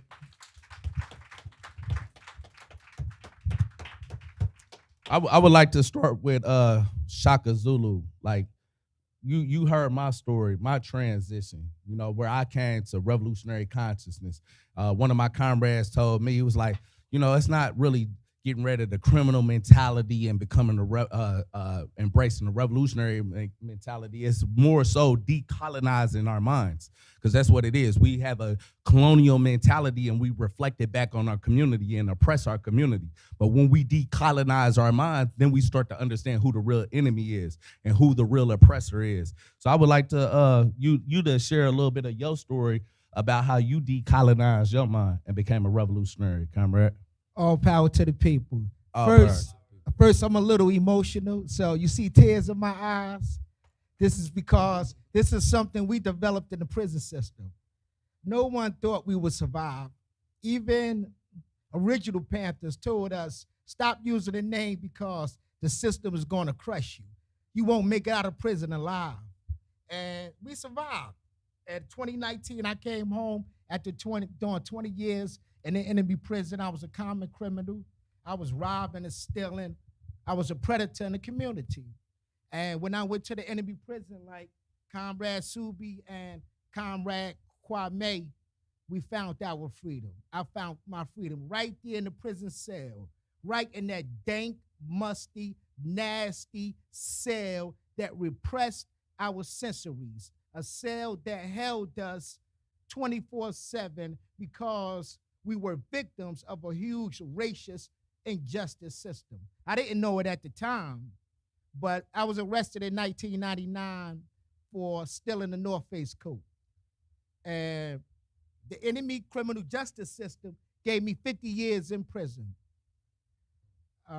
They said that, Mr. Shaka Zulu, your behavior is consistently getting worse, because when I was 17, I had a stolen car robbery.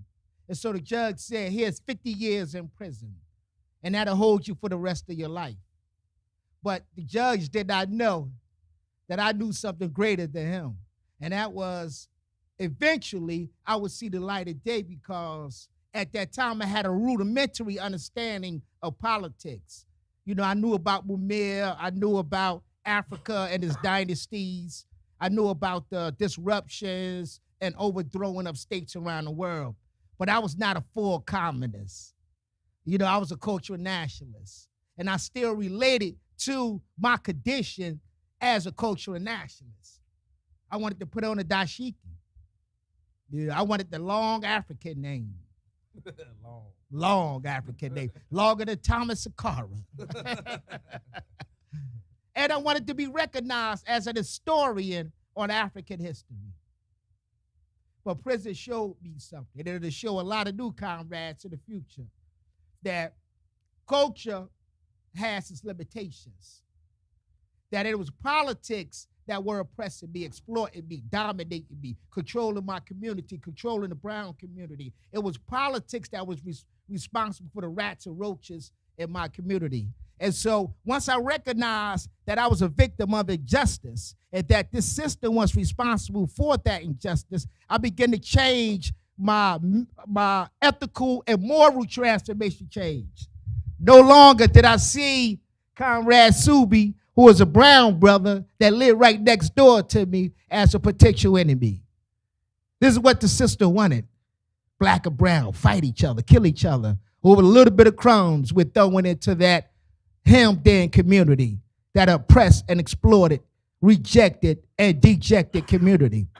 When I became conscious, I no longer saw the sister that just got off of work, working 10 hours and made about $20 or $30 as a potential breakfast, because I would snatch the pocketbook and run in my youth.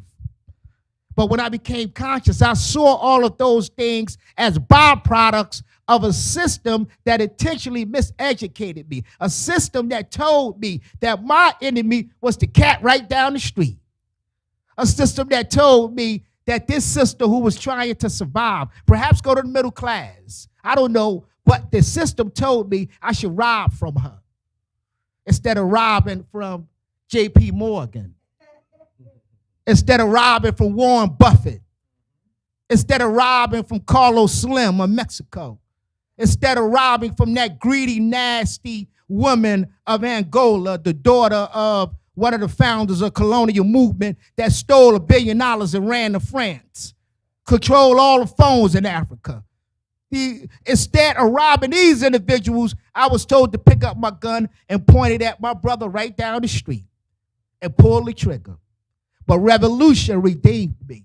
Prison redeemed me. I know that's oxymoronic, but I could tell you Malcolm X would say the same thing.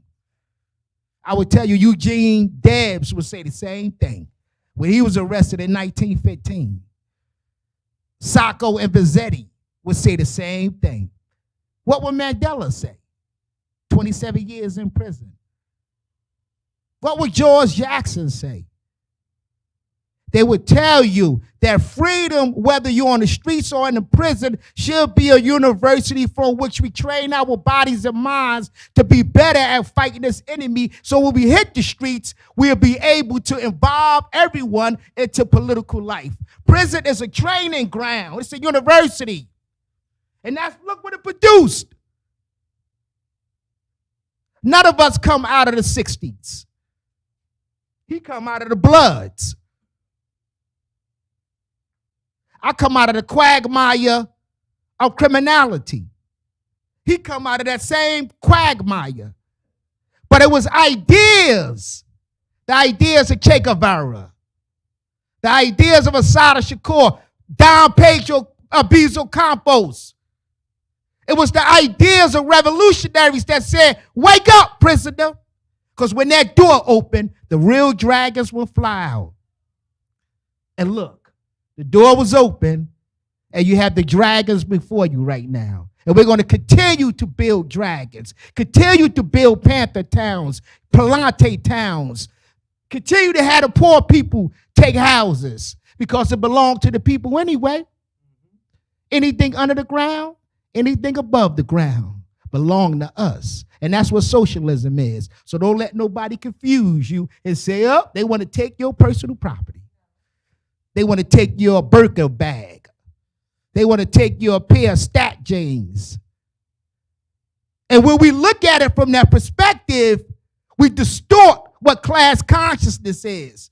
No, we want to take the means of production. We're not afraid to say we want that oil company. We're not afraid to say, Archer Daniel Mintley, your days of making tomatoes in Latin America for McDonald's is over with. That land going back to the people.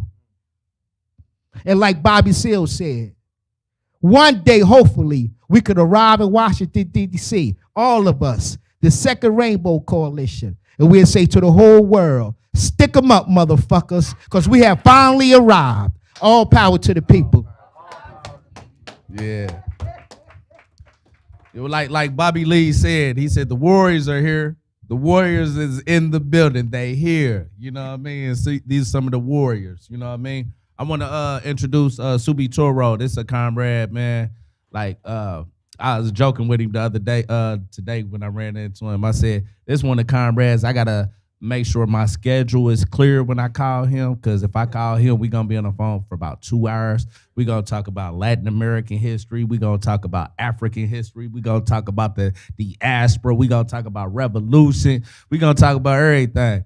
But this comrade, man, I've seen a lot of growth just in the last several years since me and him been a part of the Second Rainbow Coalition. And I'm proud, you know, to have comrades like this where we can sharpen each other. Like, he listened to me, I listen to him. Same thing with Shaka. Same thing with Galen. Same thing. We had some intense arguments. We had some intense arguments. You know, but this is part of the struggle. You know what I mean? We do it behind closed doors. We don't need to put it out in public. You know what I mean? We have these contradictions that we try to iron out, but we're going to go forward as comrades. As you see, we all up here together. You know what I mean? So I want to let Subi talk about his story, like, of how he started to, you know, come to where he is today. How you guys doing? Good evening. All power to the people. Yo, it's always hard to come up after you two guys go. Y'all know that, right? Y'all do it to me every time.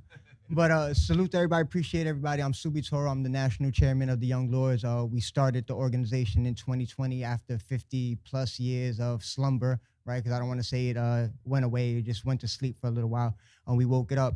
But a lot of my development comes from, again, street organizing. I've been a part of gang violence. I've been a part of what society is put in front of me. And I've overcome a lot coming through that, you know, and being linked up with these two individuals helped my progression a lot, seeing things from different point of views, wanting to educate myself.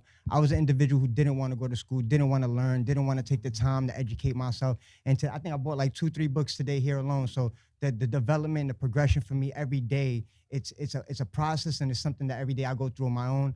It's something that all of us should push, education for one another, for each other, for our kids, for our youth, because it's not just the physicality of the warfare that's going on, this huge psychological warfare that's going on in society, and a lot of us are missing it, especially with the miseducation. So that, for me, that's just a little bit what I come with. Again, I come from the street life, so everything that I'm doing now and how to organize with people is actually listening to the people. And that's the biggest part that we miss out on what's going on in the communities, actually listen to the voices, to the people who need the most and the people who struggle the most. So for me, growing up in this society, I grew up in the environment I grew up, the one thing that's worked for me, especially organizing it in my community, other communities, is listen to the people around you. See what's really going on. You know, don't get your own perception of what you think is going on in the issues. Really talk to the people around you, the one that's most impacted, and see what's going on with them. We are all products of survival. Every single one of us in here, whether it's poverty, whether it's racism or slavery, we are products of survival. And the one thing that we have in common is that we are products of survival. So unity and understanding each and one another's struggle is key to evolution and lifting each other up. So I want to leave it with that. It's not too much, but following up these guys is very difficult. Appreciate everybody.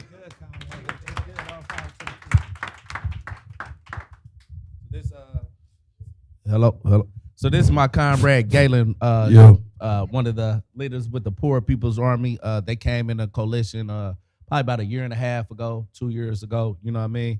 And ever since then, like I take them as our elder mentors of our generation. You know, Sherry Hunkala, Galen, they've been around a lot longer than a lot of our organizations out here. You know, 30 plus years, you know what I mean, putting in hard work. Like, I never heard of nothing about like organizing homeless people. Like, I never heard that, you know, until I met them. And I was like, man, that's a bright ideal. You talk about the most oppressed.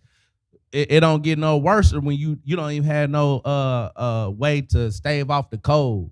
You still looking for, you know, just to get through with food. You know what I mean? It's the reason why anytime, and Subi will tell you, I've been giving out money all day. That's probably the last time, you know, I can't give out all my little funds and stuff. But it just touches me when we realize, like, this brother was homeless at one time. And this is like one of the most smartest, you are very smart, my brother. But we learned a lot from them. You know what I mean? Sherry, one time, she exposed the fact that she was homeless. And I was like, dang, for real? But these is individuals that's leading the movement. You know what I mean? That's organizing people, building political education. So I want him to tell a little bit about his story to y'all. Thanks a lot, brother. Yeah, I'm glad to be here. I didn't think I was going to come up here and say anything tonight, but the reason why I'm here today, standing right now, is because of people like Hy Thurman. You know, stuff that, you know, when people was able to make it out of like certain oppressed situations, and you know, turn around and go back and look, we try to bring other people out of that oppressed situation, is where we at with it. I'm originally from Virginia. You know, I've been fighting, you know, I'm gonna say like all the way up until I was about like 16, 17 years old, I was fighting for the American dream. You know what I mean? Trying to do everything right. You know what I mean? After that, you know what I mean, I kind of gave up for a little bit and went into the military. You know what I mean? And being in the military was like a big eye opener for me in relationship to the U.S. And so, you know, I already had like mad ill feelings, you know what I mean, about the power structure, you know what I mean, of the United States. Just born in Virginia and living in a rural area where it was like, you know, pretty much high. I'd live with a bunch of high, you know what I mean? Yeah, a bunch of hillbillies, you know what I mean? It was like either or. They was working on the water, you know what I mean? Crabbing and fishing and stuff like that. Or they were the people that lived in the courthouse that were the lawyers, the doctors, the people that was manipulating the whole county. And so already, you know what I mean, I always wanted to kind of like beat back the little jokes and stuff in class of 3/5 of a man, you know what I mean, going through history class and everybody in there making jokes about it and thinking it's funny. And I'm like, you know, like 1 or 2 blacks in the class. And so just want to make me escape Virginia. And I learned a lot of ill stuff about like, like white, you know what I mean, supremacy, but also living down there in Virginia, my best friends were white, you know what I mean? So it was like this contradiction that I knew it wasn't everybody, you know what I mean? It was just some of the people that had power. So after just to fast forward real quick, you know, coming out of the military, I was in Germany and got this attempted murder charges in Germany where I was about to spend life in a German prison, you know what I mean?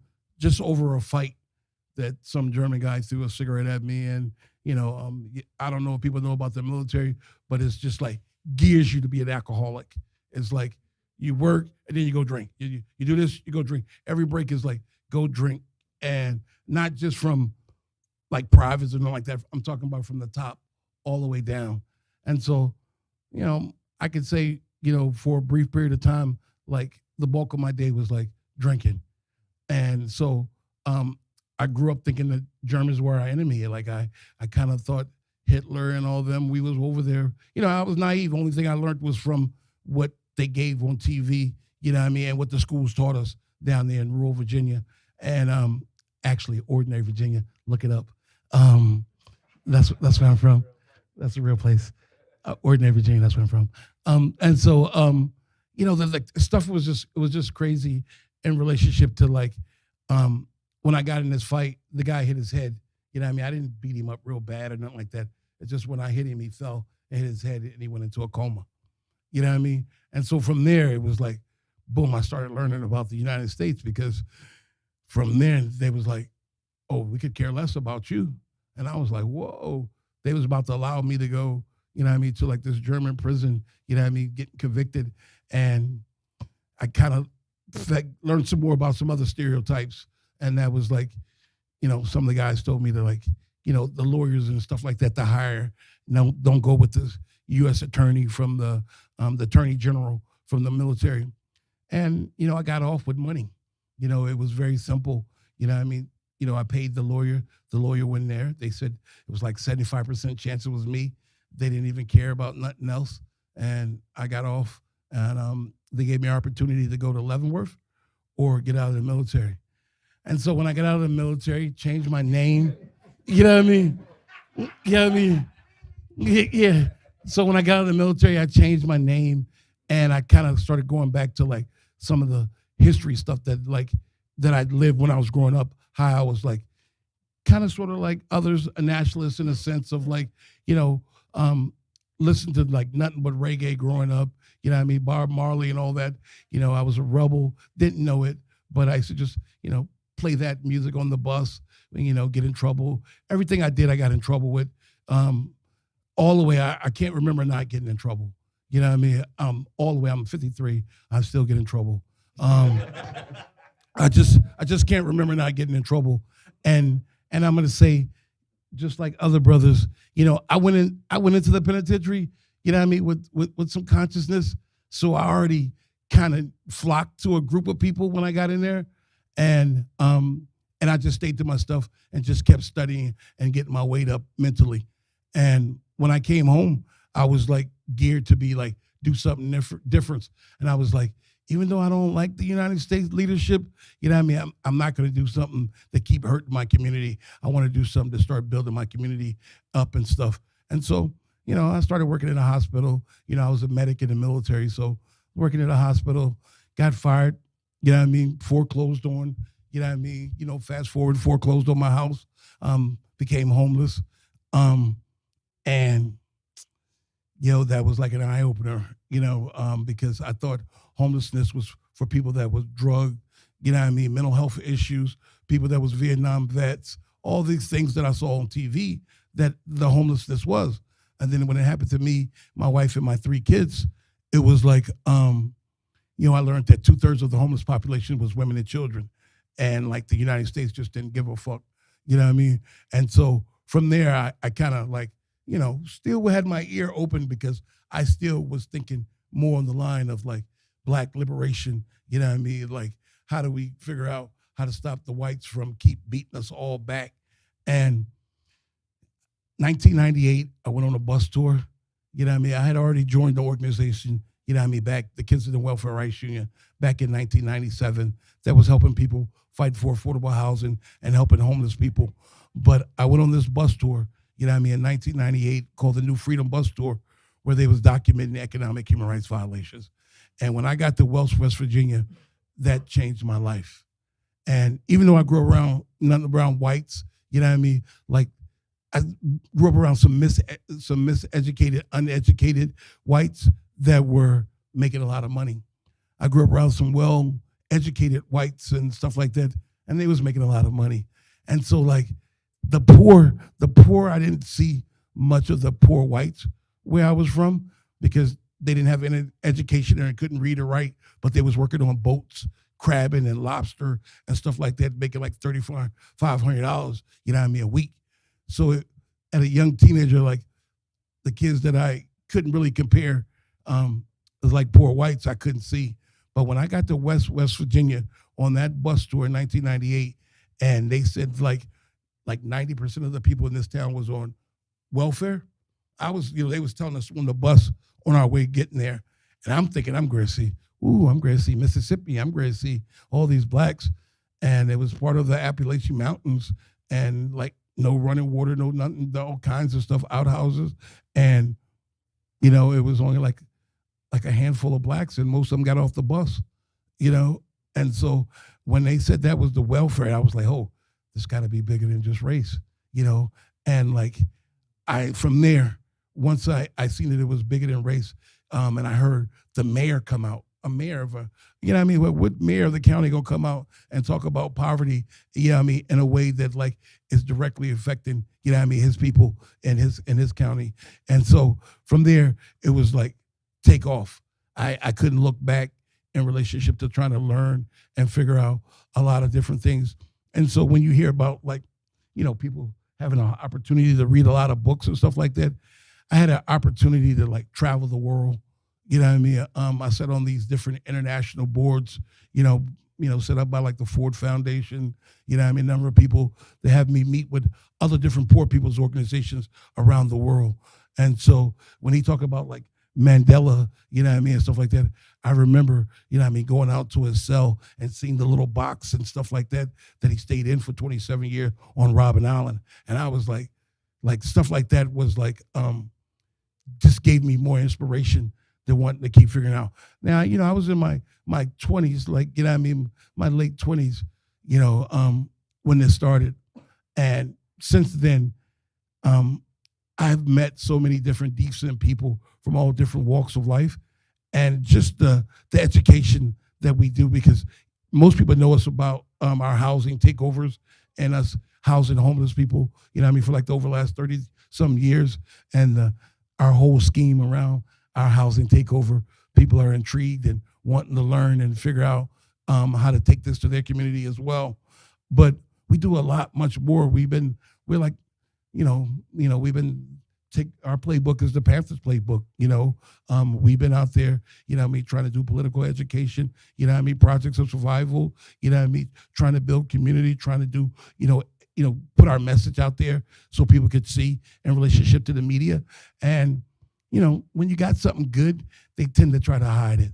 If it's about bringing about change, that's why people are like, oh, I never heard of y'all. I never heard of y'all.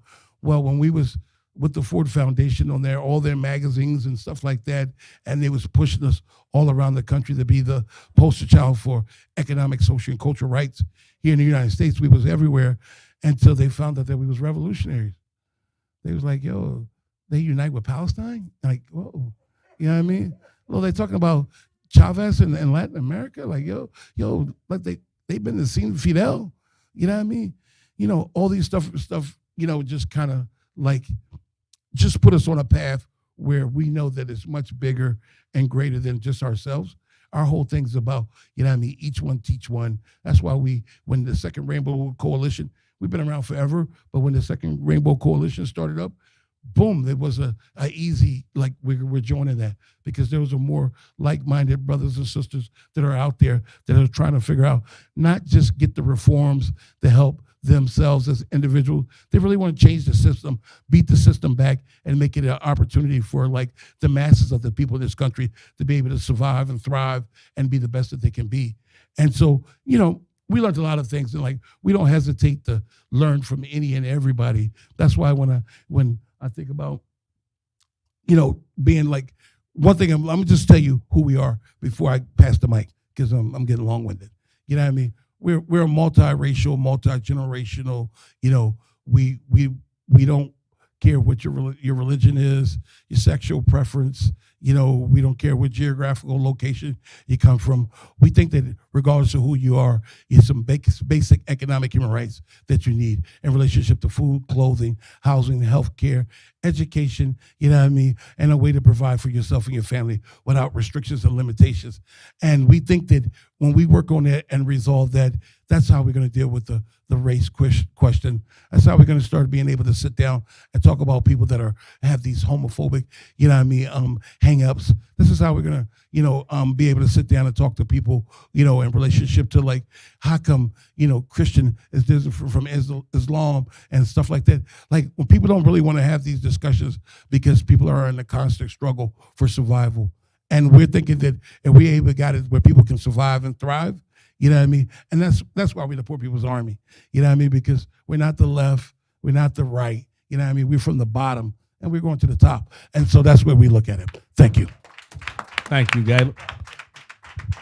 So we only have like 18 minutes, so we're gonna try to I won't be as long-winded as him. I didn't want to. I mean, we always feeling that though. I mean, that was substantial stuff that you was talking about.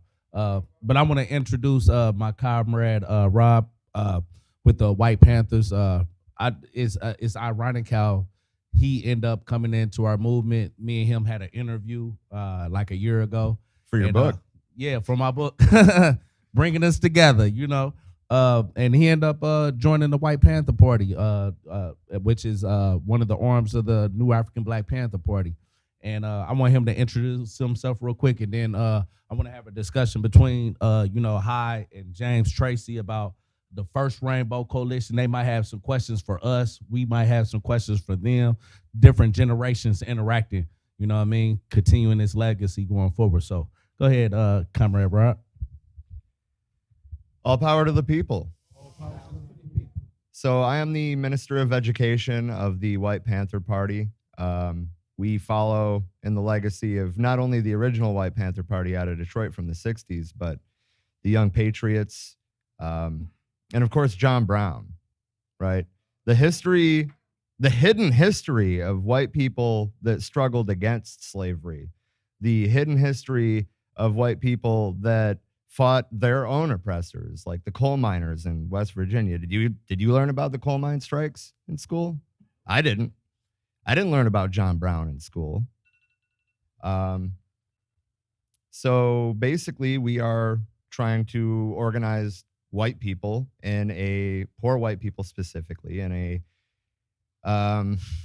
anti-racist direction, in solidarity with the new Afrikan Black Panther Party and every other organization up here. I'm not sure where to go from there. I appreciate basically, if we want to be part of a anti-colonial struggle, then we have to learn the history of colonialism. We have to learn the history of radical white revolutionaries of the past. We have to learn the history of slavery, and proper black and brown history, because all of that is, like you called it, the miseducation system. There is so much that we are not taught in school. And I mean, basically, to sum up, we're all in this together. That's all I got. All power to the people. I know James Tracy had a question for some of us. So I noticed someone who's studied Fred Hampton and the Rainbow Coalition quite a bit. there's something in this movie that I never noticed he said at the end of that famous white power to white people, black power to black people thing was X power to everybody you've left out. So where do you need to build? Who needs to be front and center in the future leadership of this Rainbow Coalition? Who's X right now that you would like to have represented? That's a real good question. I think the LGBTQI community definitely. A lot of people don't realize this, but it was the original Black Panther Party that wrote essay was that 1970, 71. With women's liberation and gay liberation. They were the first ones to come out in support of gay liberation. You know what I mean? A lot of people don't know that. You got Black Panthers today. I'm talking about our generation that don't know their history, that's out here on this homophobic stuff. That don't realize the Panthers started this, not even the communist movement. The communist movement was behind the Panthers at this time throughout the world. Most of them thought it was the decadence of capitalism. You know what I mean? But they finally came around. But the Panthers was the first to recognize these are the X that's being left out that needs to be out here with us, boots on the ground, working for their liberation. I think, even though he said the women's liberation, and that's always been a big part of it, I think it's needs to be a resurgence of that, though. You know what I mean? Because it's been kind of like watered down with different feminist movements that became more bourgeois, and their orientation excluded a lot of Black and brown women from being inclusive of fighting for women as a whole. I think we need a resurgence of that because of this attack by fascists, the fascist state overthrowing abortion rights and many different things attacking women today. So I'll let some of my other comrades, if y'all can think of any other X. Well, first I echo what Comrade Kwame said. I think that today in our movement, the S factor have to be the liberation of the woman, the liberation of the mind of the woman, because the enemy oppressor is using not only Black, brown, and poor women to prop up the system of feminism, but also prop up the system of fascism. When we don't make a statement against Hillary Clinton as being a model of women's liberation, de facto, the oppressor's ideas are winning. When we don't make a statement that 60% of the original Black Panther Party was ran by women, not by Huey. I know Huey looked good to a lot of brothers and sisters when he was young, but he didn't run the party. Not by the Eldridge Cleaver. I know he had that rap where he talked some talk, but it was the sisters in Boston, in San Francisco, in New York, in Newark, New Jersey on Springfield Avenue that would get up at 5 o'clock in the morning, cook grits, cook pancakes, and feed those little kids that was hungry. 66%. Today, our movement are ran by macho, chauvinistic pigs. We have paper panthers out there masquerading as real panthers. I'm a Nation of Islam member, but I'm also a panther. I believe the ideology should be Christianity and Islam, and they call themselves panthers. Y'all know who I'm talking about. Call every person they see the devil. Those are paper panthers. Real panthers are motivated by the desire to take this system and turn it into its opposite, which is freedom, justice, and equality. So for me, my job as the chairman is to make sure we all understand that those marginalized populations in our community have to be given visibility and a voice. He said the LGBTQ community, the homeless community is and women and disabled people. All of these are marginalized populations we overlook because we don't see the immediacy of impact in our lives. We don't see our father who got to get off the bus in a wheelchair every day and struggling. So we don't look at disability as a burden, a millstone around the necks of some people. We don't look at each other as potential freedom fighters because we're looking at each other as competitors. So we have to open up not just our minds, but we have to allow 1,000 different ideas to bloom. That's how we get the correct ideas. Don't women have the capacity to speak for themselves? And that's what we need to encourage within this revolution. And the children, all power to the people. I'm just going to reiterate the LGBTQ community, the homeless, disabled people, all of these marginalized communities that often don't have a voice. That is the X. That's it. We was just talking about women's liberation. I want to introduce point out someone that's here today. She's the co-chair of the Second Rainbow Coalition with myself. She and Captain Lobo will be taking over together in May to help lead the Second Rainbow Coalition. But Lissa Ray.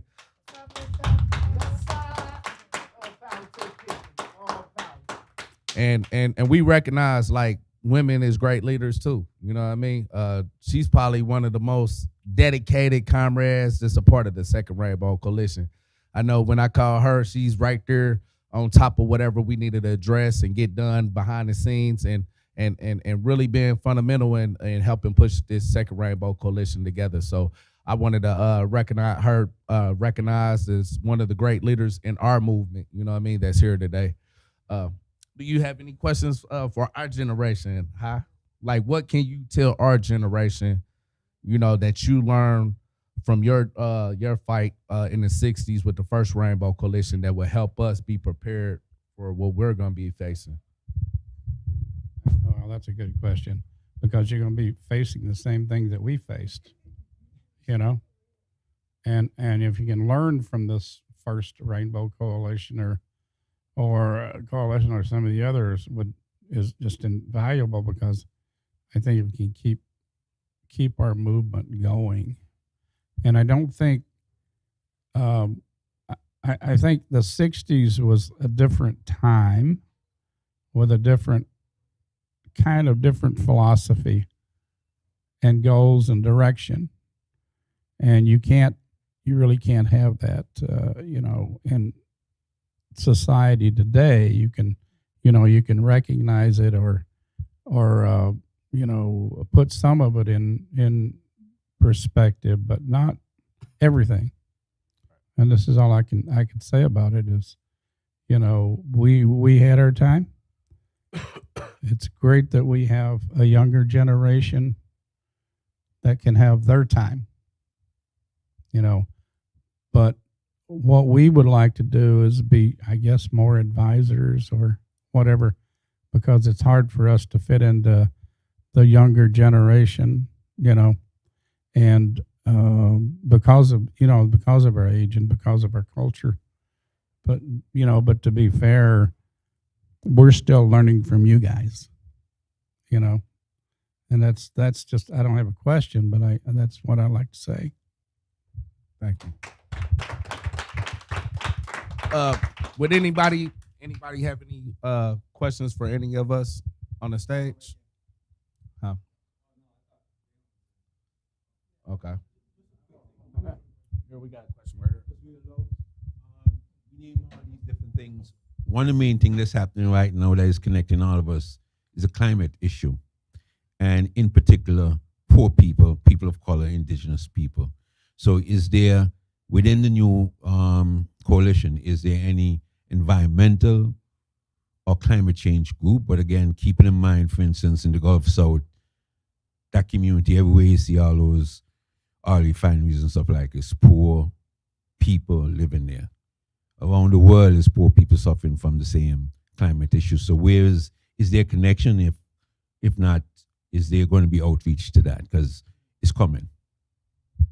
I would say just briefly, and someone can take up after me, Guardian Rebellion. They're a part of the Second Rainbow Coalition. That's like a lot of the professional, they're nurses, firefighters, scientists, stuff like that. But they do demonstrations all the time around climate change. They recently did a demonstration where they was trying to interrupt the climate change summit that was going on a little bit ago. So we definitely have coalition members that those are some important focal points for them as an organization. But we as a whole, we all look at this as part of a byproduct of capitalism. We all stand against climate change. Even in my book, I talk about we can go extinct if we don't start to focus on this issue. Like they've been saying, like we only have a few decades. Well, actually, recent history is saying we might not be able to reverse this if we don't like change this now. You know what I mean? So this is a real big existential threat. You know what I mean? Anyone else? Okay. All right. Well, I appreciate everyone coming out today to be a part of this book tour, Principal Unity Tour out here in New York City. I always love coming out here to New York City. But I appreciate also James Tracy coming out, sharing his thoughts with us. And I want to thank all of the Rainbow Coalition comrades coming from New Jersey, Philadelphia, Indianapolis in my case, and all over the country to come. Connect. That's why I said New Haven, didn't I? I didn't say that. Well, New Haven. We kidnapped him. So just all the young lords that's watching and wondering where Subi at, we kidnapped him and brought him to New York. He's safe. You know what I mean?